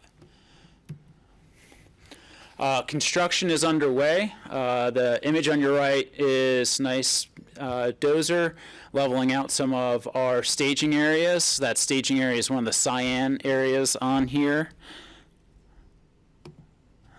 Let's do this. In this area, we had the contractors continuing to mobilize in. They have, I think as of this morning, 6 trailers in the yard. 4 of them were getting set up this morning, and that will be their trailers. We'll have a set of trailers set up for our construction observation team, some others for our materials testers, and so we'll have a little, village of folks working off the backside of the AOC. Appreciate your Smash color Lab? specificity. Smash Lab? Yeah. They're going to be crushing things? Well, we will be testing all of the things that have been crushed to make sure that they meet the specifications, so sure. The other thing that we've gotten a lot done on so far are erosion control BMPs. There's miles and miles of silt fence out in the field already. We have straw wattles out. We have rock check dams where we anticipate any water so that we... So delusional. Yeah. We're wishing it into place. Also what we have going on right now is Owl Creek Road and Trail construction has begun. That's represented by this purple area right here. We have 1-lane, 2-way traffic with a temporary signal. With the Up in the Sky Festival this weekend, we've been organizing our traffic control companies with that, so that's some of the coordination that's going on. We've gotten all of our utility agreements executed right now for the dry utilities that need to be relocated in 2026. So we're seeing that start with road construction. And then we will also see the trail start to be constructed right after that first phase of the road is done. We're trying to do all of these things so we have the least amount of impact on the traveling public as we can. Jeffrey, have we had any comments from the public submitted since we started to signalize traffic flow? I have not gotten any yet. Well, I have a comment. Okay. I've gone out to Snowmass a couple times, and it's pretty seamless. I mean, you do have to wait, but people are prepared. The only problem I have is you get distracted and you forget when the light turns green because you're watching the planes. So you need to put up like a barrier so you can't see the planes. It's pretty, and I have not seen people being angry, and I've seen people on the bike path, and thank you. Seems to be going so far so good. So we'll continue to see a lot of these construction impacts on that west side, on the Owl Creek Road side. We are waiting for our next permit, and that'll start putting in the new water line that runs that entire alignment along the west side. It's right next to the current AOA fence, and you'll start seeing a lot of the excavation happen in the next few weeks. That'll be near the teacup area. Is the permit being held up? No, permit's not being held up. We've been working very seamlessly with community development. I probably meet with them every other week. We walk through the set of plans that we're about to bring in. We walk through the plans that they have permitted, and that's been going very well. You'll see it'll look a lot like what it does right now for now through September. And then we'll have a couple new phases come on sometime around September, and we'll have some more specifics with walls and a couple other things that will be going in on that west side. So any airfield questions? Thanks. Thanks, JR. Carter Strothman, project manager for the Terminal Landside Project. Ryan teed up a lot of this stuff, same with Mavis, so just a quick run through. We are in the schematic pre-design alignment phase. We're scheduled to wrap that up at the end of August. We'll be presenting our terminal master plan, representing the full build-out. We'll be looking at the phasing plans to get there, and then, as Ryan mentioned, that phase one plan to meet the $191 million target construction budget. All of our meetings, we talk about the BoCC AAB directives, the most recent ones that came out in the last two resolutions on top of the Common Ground recommendations. So heard, received, being integrated. We will come back with specific updates on all of those for you all. Design development expected to begin in early September. We'll run 16 weeks. Construction documents, 20 weeks. Within both that, we're looking at an early works package, site civil. We've already been mapping that out to hit 2027 construction season, get stuff in the ground when the site is cleared out. And of course, we're going to be looking at all the building permits, both for the enabling work and for what the full build out looks like, so that the county and ComDev is fully aware of our short and long-term goals. Construction update, we've selected our CMAR, the Kiewit FCI joint venture team, and we haven't come up with a good nickname yet, but I'm open for suggestions. They have a notice to proceed for pre-construction services, so they've been attending all of our meetings for the last week and a half, 2 weeks now, working with the design team, phasing and alignment for that DD phase one effort we've been talking about. We quickly broke into working groups, so we are every day we have a 1 hour meeting on these topics and other things, just to make sure we're honing in on what phase one looks like and how we align with those common ground recommendations. Questions? Who meets with you from Kiewit? How many people come, and who are they? It varies. There are two primary FCI people that are representing the pre-construction budgeting efforts, and then there are two primary people from Kiewit that represent the project team. When we get into detailed analysis like our electrical call today, we had 4 specialty contractors come in on the electrical side to talk about low voltage, high voltage, and how we understand what costs money, where we can make opportunities and phase things. So it And varies. it's a totally different part of Kiewit than the guys that are already here. Correct. So Kiewit Infrastructure is doing the runway. Kiewit Vertical Kiewit Buildings is doing the terminal. This is how most large CMARs work in the country these days. FCI is their local regional partner that understands the trades and what it takes to build stuff on a cost per square foot or a cost per unit basis in the Roaring Fork Valley, in the region. Thanks. Other questions? I'm just going to say I was excited to see FCI involved.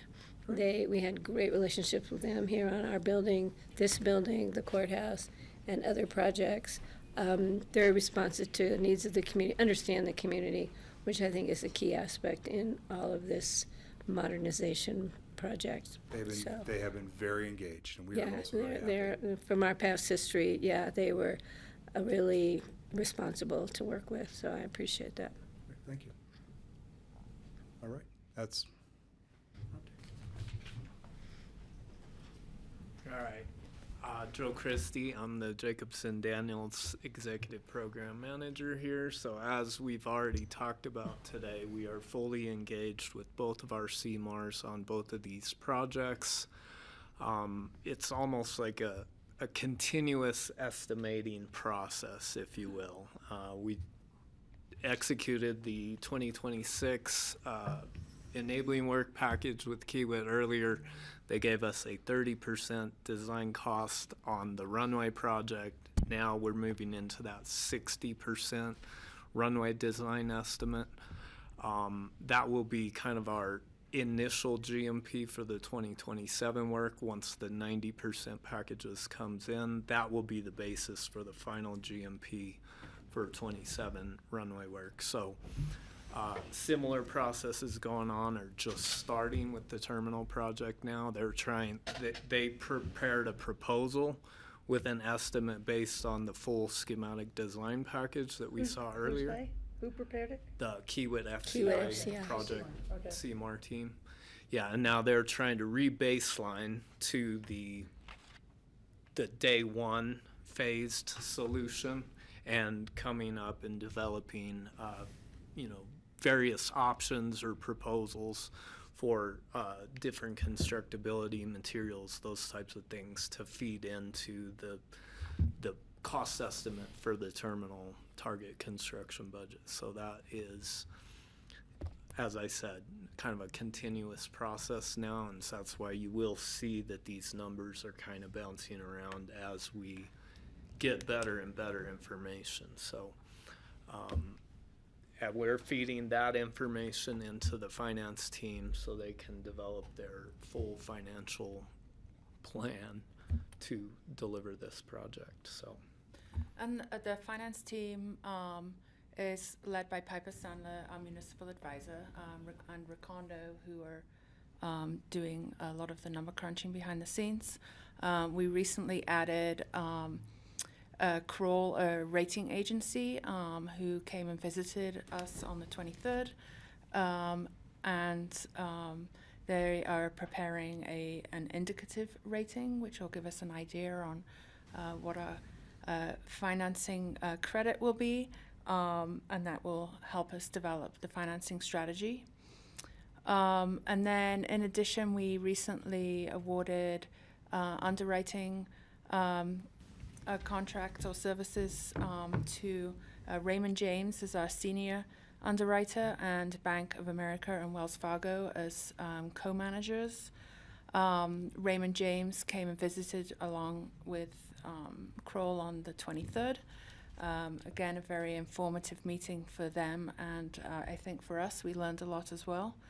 And we will be having the underwriting syndicate kickoff in the next few weeks as well.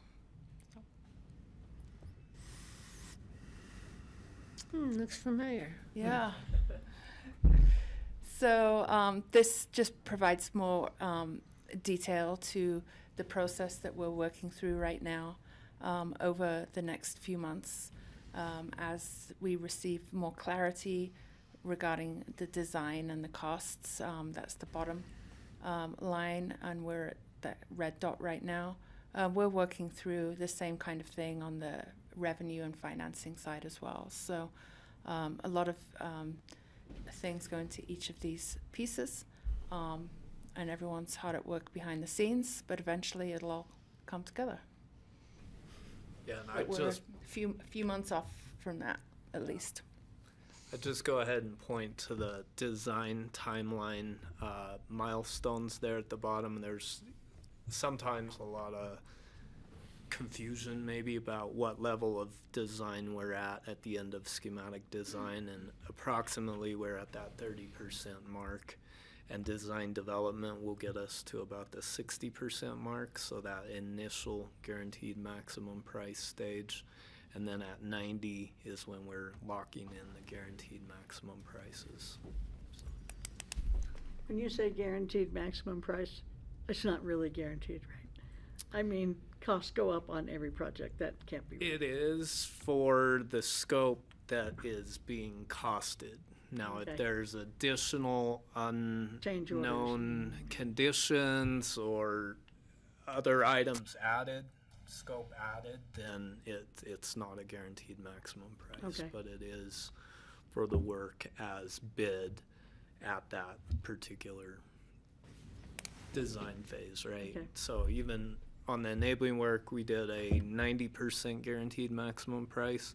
Now that the issued for construction drawings are out there, we're just reconciling that, but there is allowances and contingency built into that guaranteed maximum price so that we can just reallocate some of the funds that are already in that to cover the changes in scope that may have happened between 90 and 100.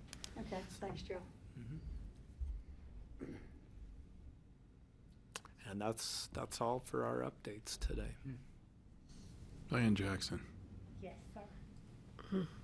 anything on your They plate? didn't give me anything to talk about, but I'm happy to talk airport. I'll sit here all day with everyone.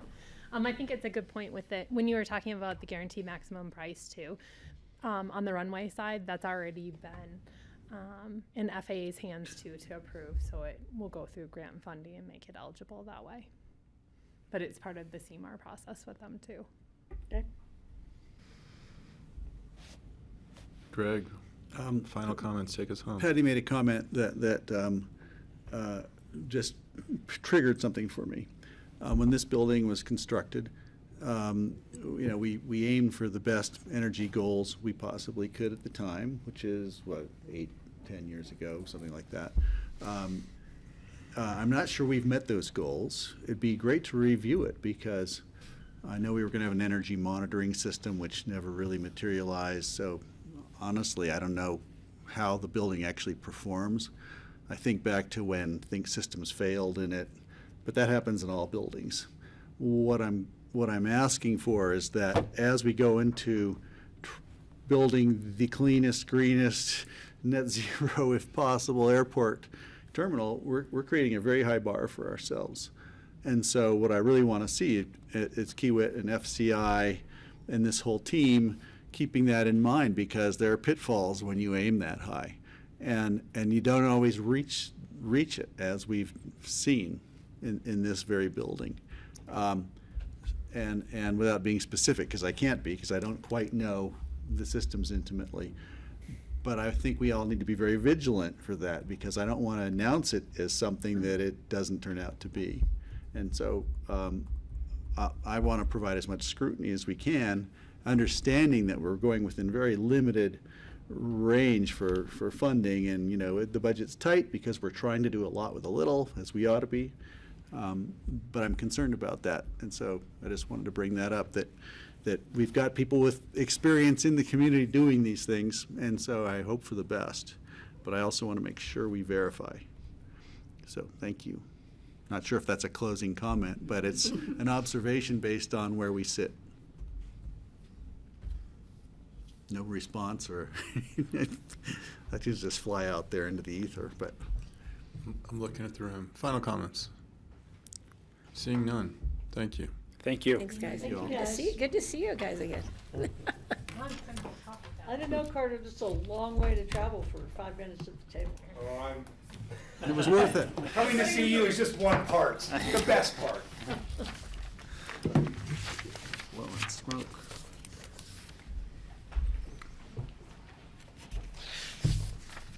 We still here? We're still here.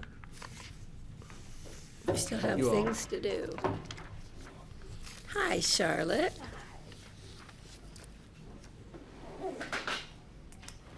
Cora, welcome. Thank you. Yeah, welcome back. Okay.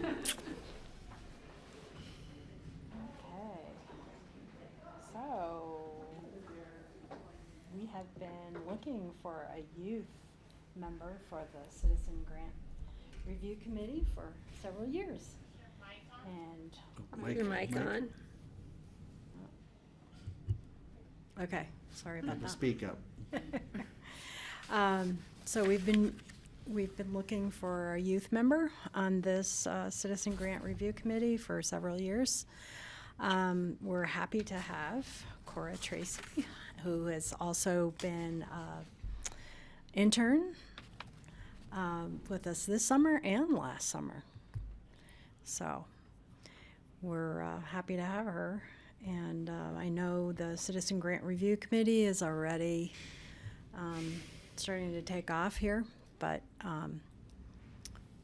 here she is, and you guys can ask her some questions. So what did you learn this summer? You know, I think I learned lots of stuff this summer. I think half of my summer was working at the senior center. Was working what?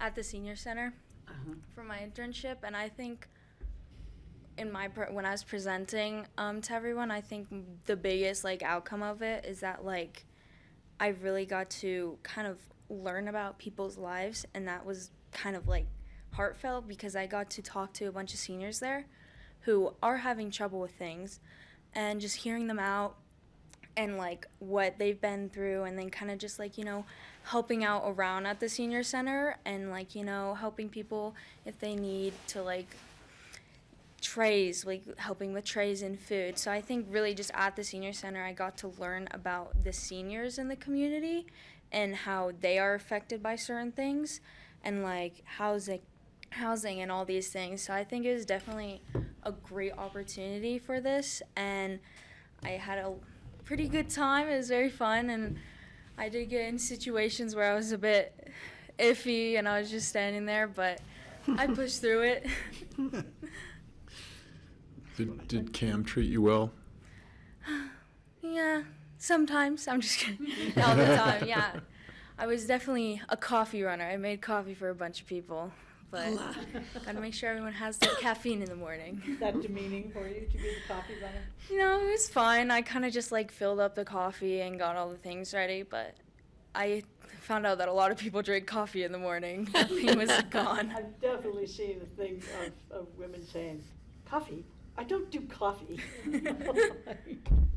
No, I think it's really great that you're reaching out to public service, and I really admire it. I was in high school, I was a candy striper. Do you know what that is? I think I do. I think Volunteered I at the hospital and you Well, wear it's at the pink hospital, and white and you wear stripes. this little striped uniform, and you do all kinds of things. I was a candy striper for quite a long time, and it was different. I learned a completely different set of things than what you're learning, but I really admire you for doing this. It's really great. Thank you. So what makes you think you're uniquely qualified for this position then, just because you spent the whole summer at the senior center? I think I really want to help the community, and I think I've never done this before, so I think this would be a great opportunity to kind of explore new things and new experiences. So, I mean, I get to help out and choose what grants go, what money we give to certain grants, and there's definitely a bunch of them, but it's definitely a hard decision to choose certain ones that will help the community. So I think this will definitely be that experience of getting out of my comfort zone and looking at certain things that, these things would help the community, and having eyes, me being a local and just kind of being very young and seeing how our community works from my perspective, and I think that definitely would affect my opinions on certain grants. So I definitely think this position definitely would be a great opportunity for me, and I think having young eyes on certain things is definitely a big choice. Are you ready for the volume of reading that you're about to be exposed to? You know, probably not, but I mean, I will push through. I got this. I mean, I read a bunch for school, but, you know, sometimes it can be overwhelming, but I kind of have to pace myself and make sure that I'm absorbing everything and making sure I understand everything, so we'll see how the reading goes. Is there anything you want to impart to this board based on your experience at the senior center? Nothing really. I don't know. I think really just housing. Just a conversation between them. I'm waiting for you. I'm looking. I'm looking. my hand I'm up looking for at my 10 board. minutes. Sorry, my peripheral vision. He always blames it on that. He just ignores me. I think it's great you've applied. I think what you've been doing for the community is amazing.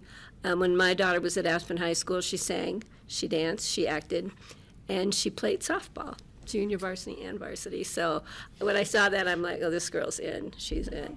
I think it's great. I do have a question about your future education. You're interested in some area maybe in medicine, and you said you would like to go to school abroad. Do you have any? Yes, I have been interested in going internationally for a while. I think first I was interested in going to Korea, but I think with medicine and the language barrier, it would have been a little harder, and I think you need to absorb everything with medicine and understand it. So I was looking at some universities in Dublin that are pretty good, and some universities, I also maybe looked in some in Italy, but if with money, it's kind of harder to decide because my parents were looking at Dublin and it's a little expensive, but, you know, I can raise my own money and maybe get myself there, but I also was looking in state just in case nothing works out internationally, but I've been very interested in international colleges, and I think it would be a great experience to, like, travel around and see new places, so, yeah. Look at Edinburgh and Stirling, good spots.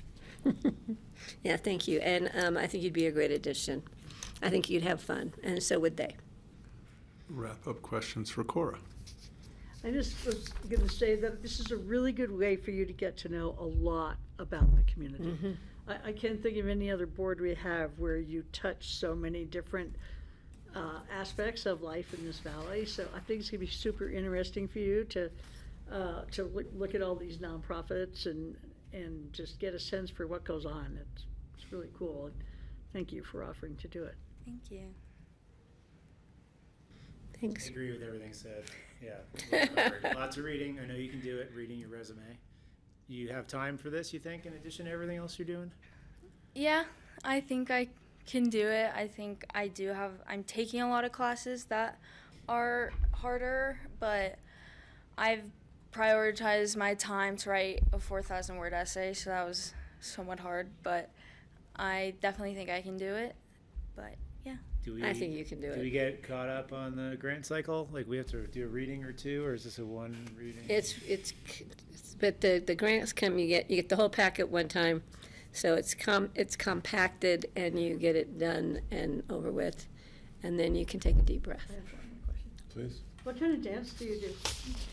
I usually like hip hop. I kind of just like doing my own freestyle. I'm not like in a group or anything. I used to go to a dancing school, I guess, or like an after school program when I was younger, but I kind of just focused on my education in high school because it's definitely going to be like throughout my 3 years. It was a little bit hard getting everything and knowing everything in the high school and all the changes that happened, but I definitely think dancing has always stayed strong in my life. Awesome. I think you'll do great. Cora and Charlotte, do you need a decision in the next 30 seconds? Yeah, bring it back to us in a reso. I think that was the thumbs up on the left from the... Okay, I'm planning on adding her to the reso on the 12th. Wonderful. Because we have another interview next week for another board, so. Can we require her to teach a hip-hop gliding class to, like, senior guys?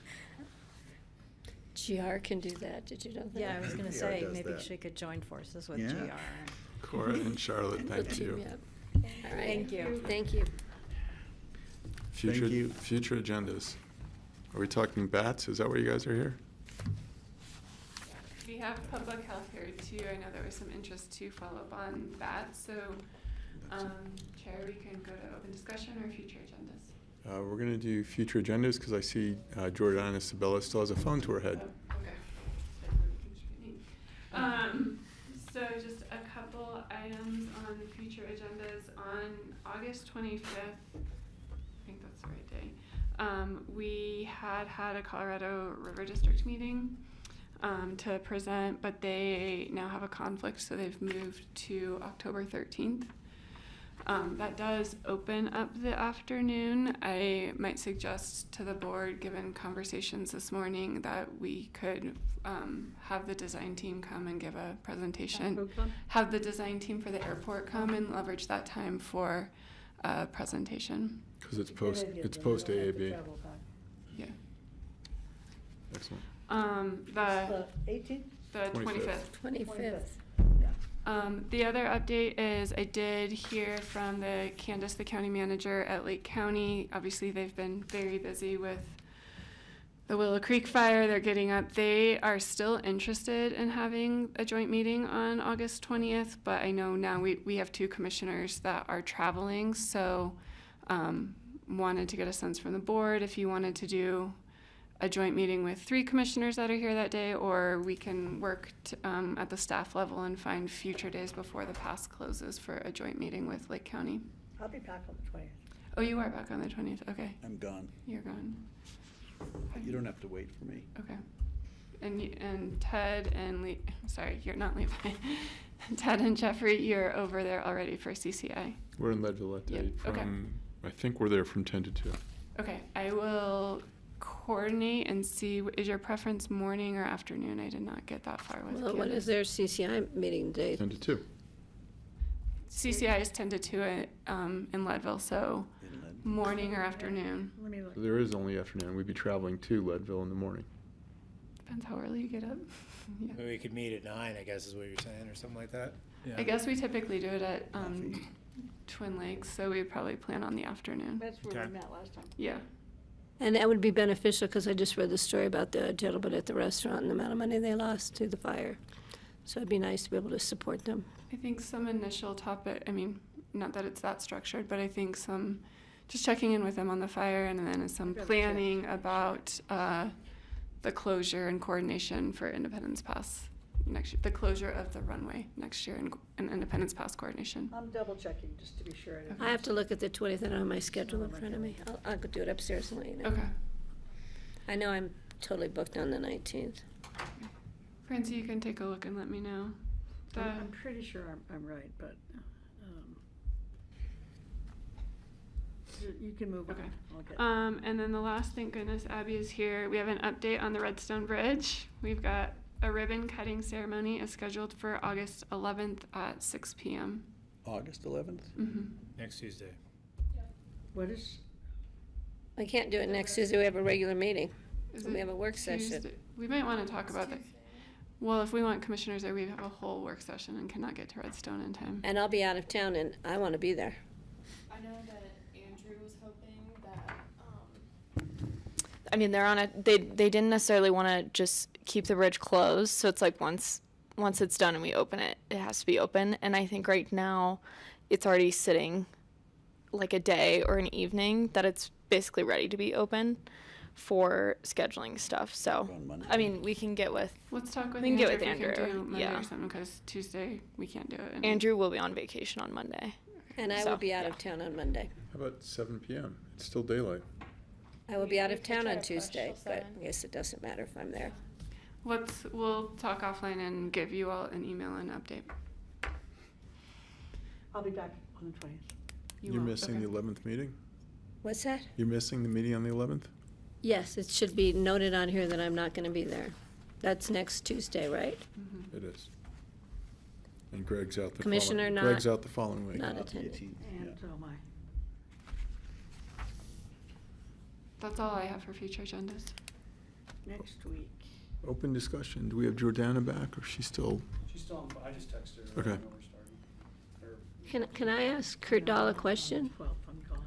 You have to come to the table first. I have a question that's not something you're prepared to answer, but I'm going to ask it anyway. You know, during COVID, we tested, the Water and Sand District, or the Consolidated Sand District tested water for COVID. Can we do that for that new Cyclosporus, whatever? Cyclospora? Yeah. Cyclospora. That's a great question that I don't know the answer to. I knew I'd get you. Well, Aspen Sanitation continues to do wastewater sampling. So the real question is whether or not the State Health Department has actually set aside to do that.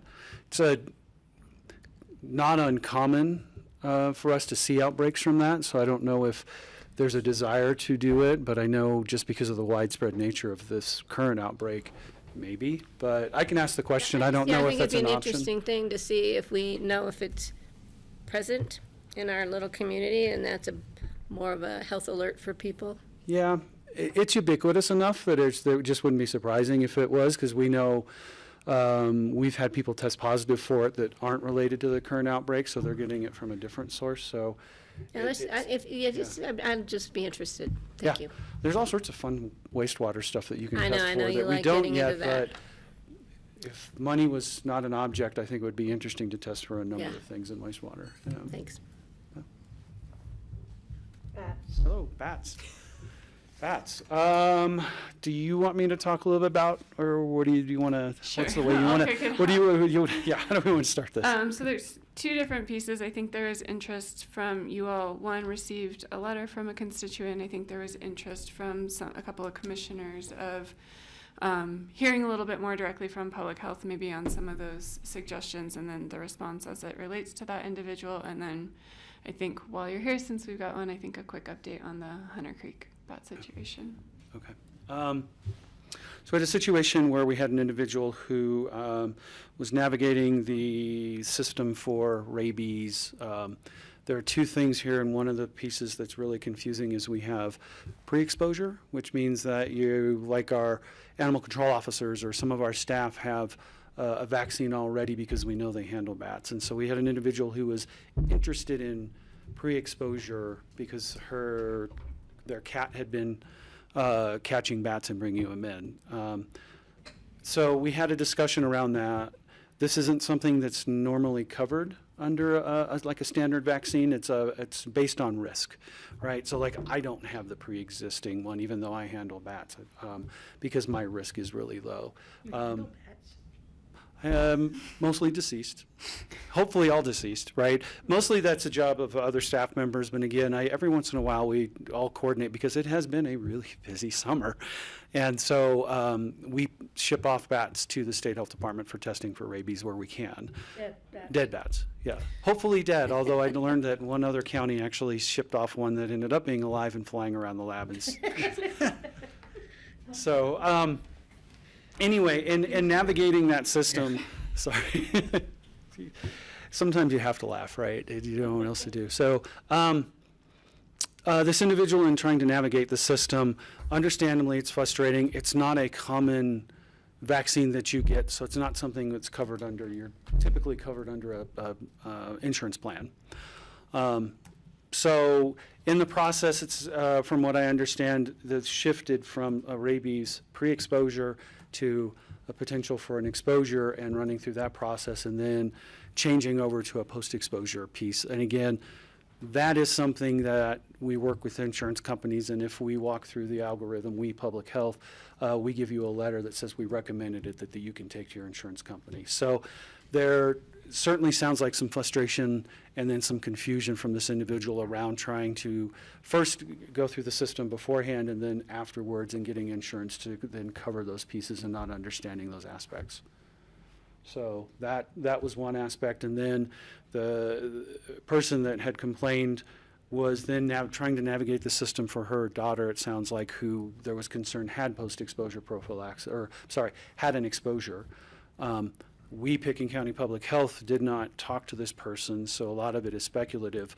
But in the process of navigating it, understanding, again, this insurance carrier, Medicare and Medicaid, CHS is our provider for rabies post-exposure prophylaxis, but you start at the hospital, but they ask for payment up front. So there was a lot of concern around that because they've had a number of people walk away without payment. And so in the process of trying to navigate that, again, there was some frustration of understanding. In this case, it was Medicaid and Medicaid payments. That actually goes back to Aspen Valley Hospital because they're the ones set up to bill for that. And in the end of the day, that because of that confusion, that person ended up taking their daughter down to Garfield County Public Health instead. So I think at the end of in trying to sort through everything, it sounds to me like that was part of it, the frustration of navigating an insurance industry, and then because we were doing a speculative and we didn't actually get to talk to her daughter in the representation, the communication got crosswayed. So is there anything you want to add to that? I guess the one other thing to add is Larissa prepared a letter, Larissa, Deputy Director for Public Health, and then Jordana looked it over, and we have sent that off to that person, just explaining everything to them, walking them through the process as we understand it from their point of view. So we did go ahead and put a letter together for her and sent that off to try to explain it to her. Yeah, I think Patty. I just want to real quick add to that. In talking with her, she was confused about how we set up community health versus how Garfield County, and I explained to her that the history of our community health program, and then the evolution into public health and why, and how community health is funded. She wanted to know why we didn't do it like Garfield County, and I said because we do things differently because of our history, etc. She was still, and I know she was very frustrated, and I don't necessarily blame her for all her efforts, and she wanted us to Pitkin County to go to her insurance company, which we don't really, but if we do it, the letter I think is great, saying we recommend this in these cases. That's above and beyond, I think, what we've done in the past. I think it's appropriate at this time. Right, and thank you for that. The other aspect that the way we understood it is there was a thought that Pitkin County should set aside funding to pay for pre-exposure vaccines. And we don't support that. We don't think that's a good use of public funding. Post-exposure vaccines, after we know that you've had an exposure and we recommend PEP, that would be a different conversation. So, and again, I think that's the really confusing part. We're talking about, preventative pre versus actually having an exposure. And really we're thinking about, we advocate for if you have underinsured or non-insured folks, and the expense of this is very expensive, right? So we certainly advocate for wanting to support that, but this is different than that. So, and I want to make sure, because this is a really confusing situation, and I don't mean to be a little obtuse. I'm trying to protect PII as best I can as we have this conversation too. So, but I think in this case, it doesn't make sense to do pre-exposure. And we've been advocating at the state level for that type of a fund for everyone around the state to cover low or non-insured for post-exposure. And I think what happened at Hunter Creek with mitigating the bats was really key, and want to reach out to the Romero group who stepped up, which I think is great.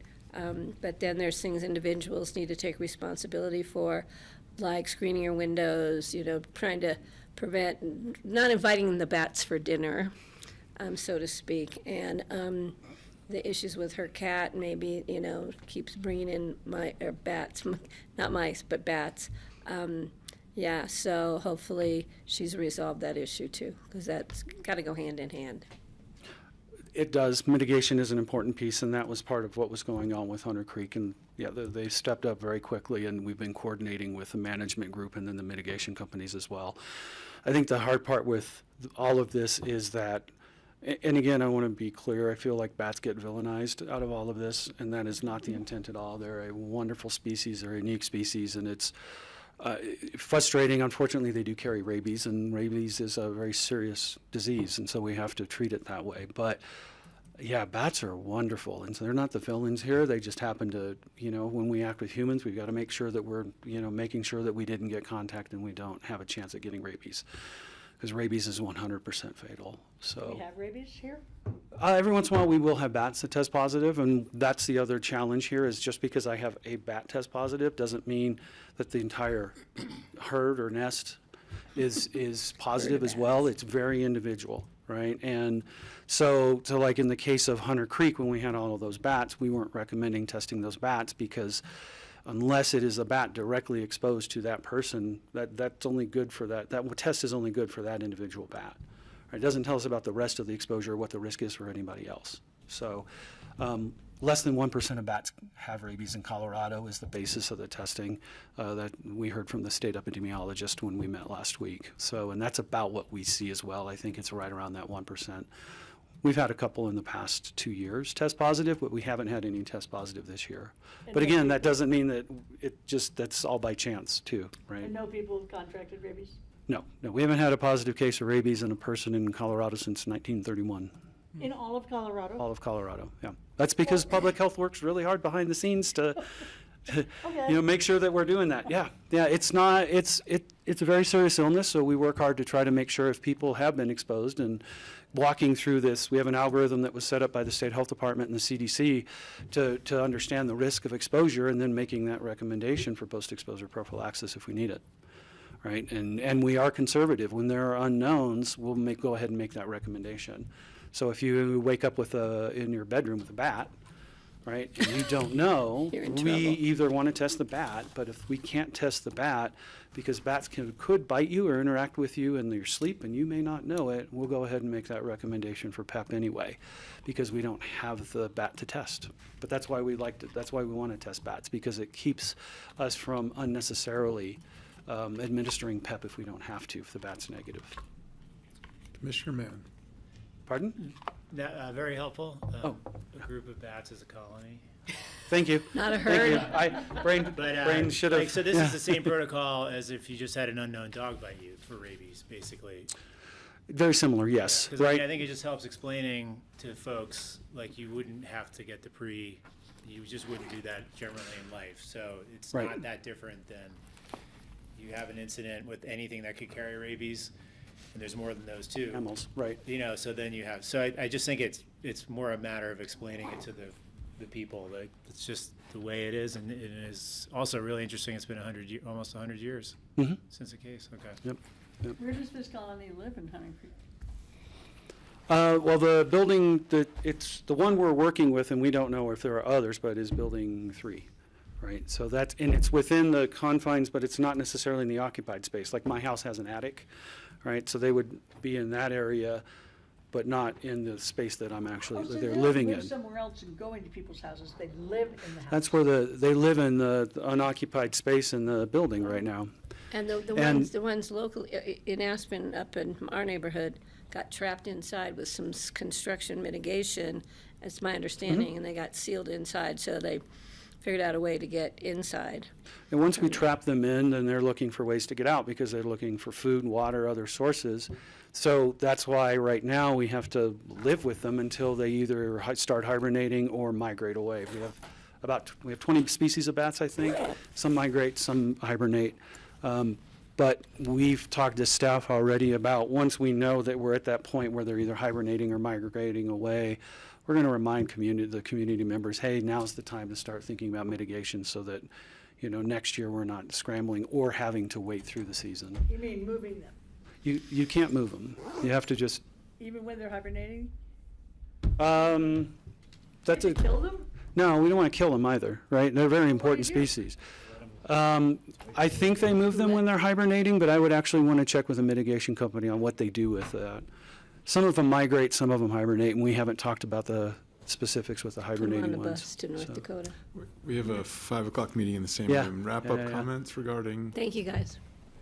No, just thank you for the Colonies. questions. I think yeah, We're on it. rabies is a very serious disease, which is why we take it so seriously. Because if you are bitten by an infected animal of any ilk, it's 100% death rate. So we would just ask folks to take those mitigation protocols seriously. Do what you can.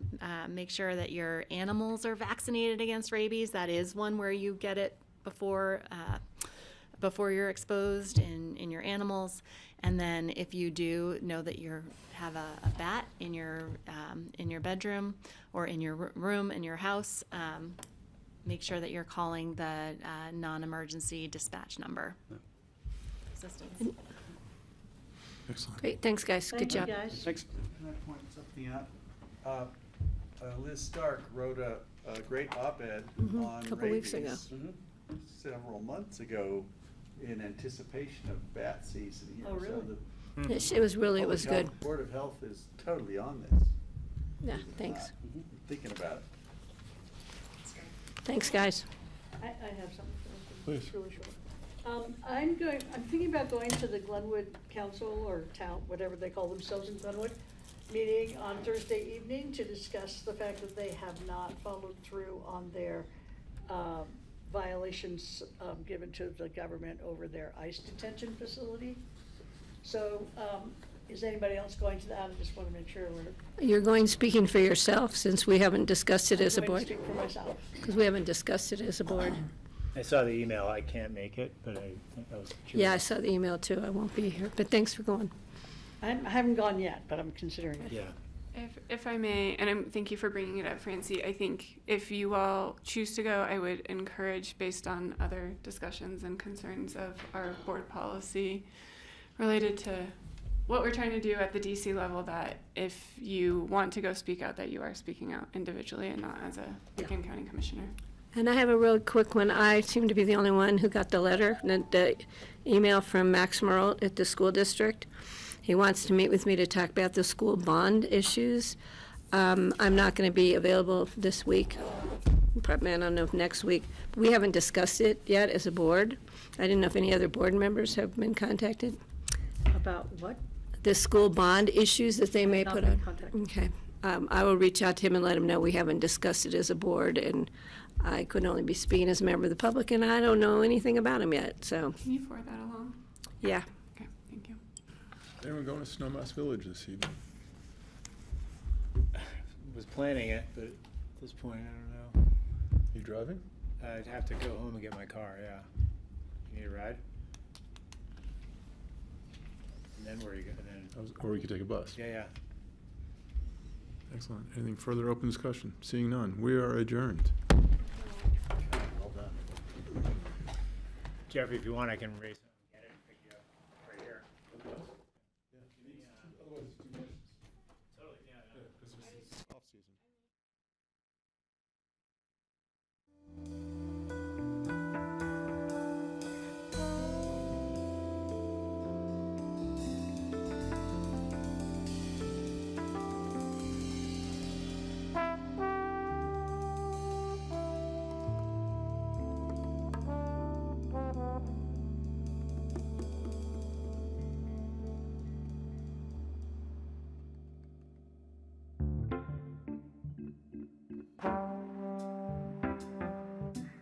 Thank you.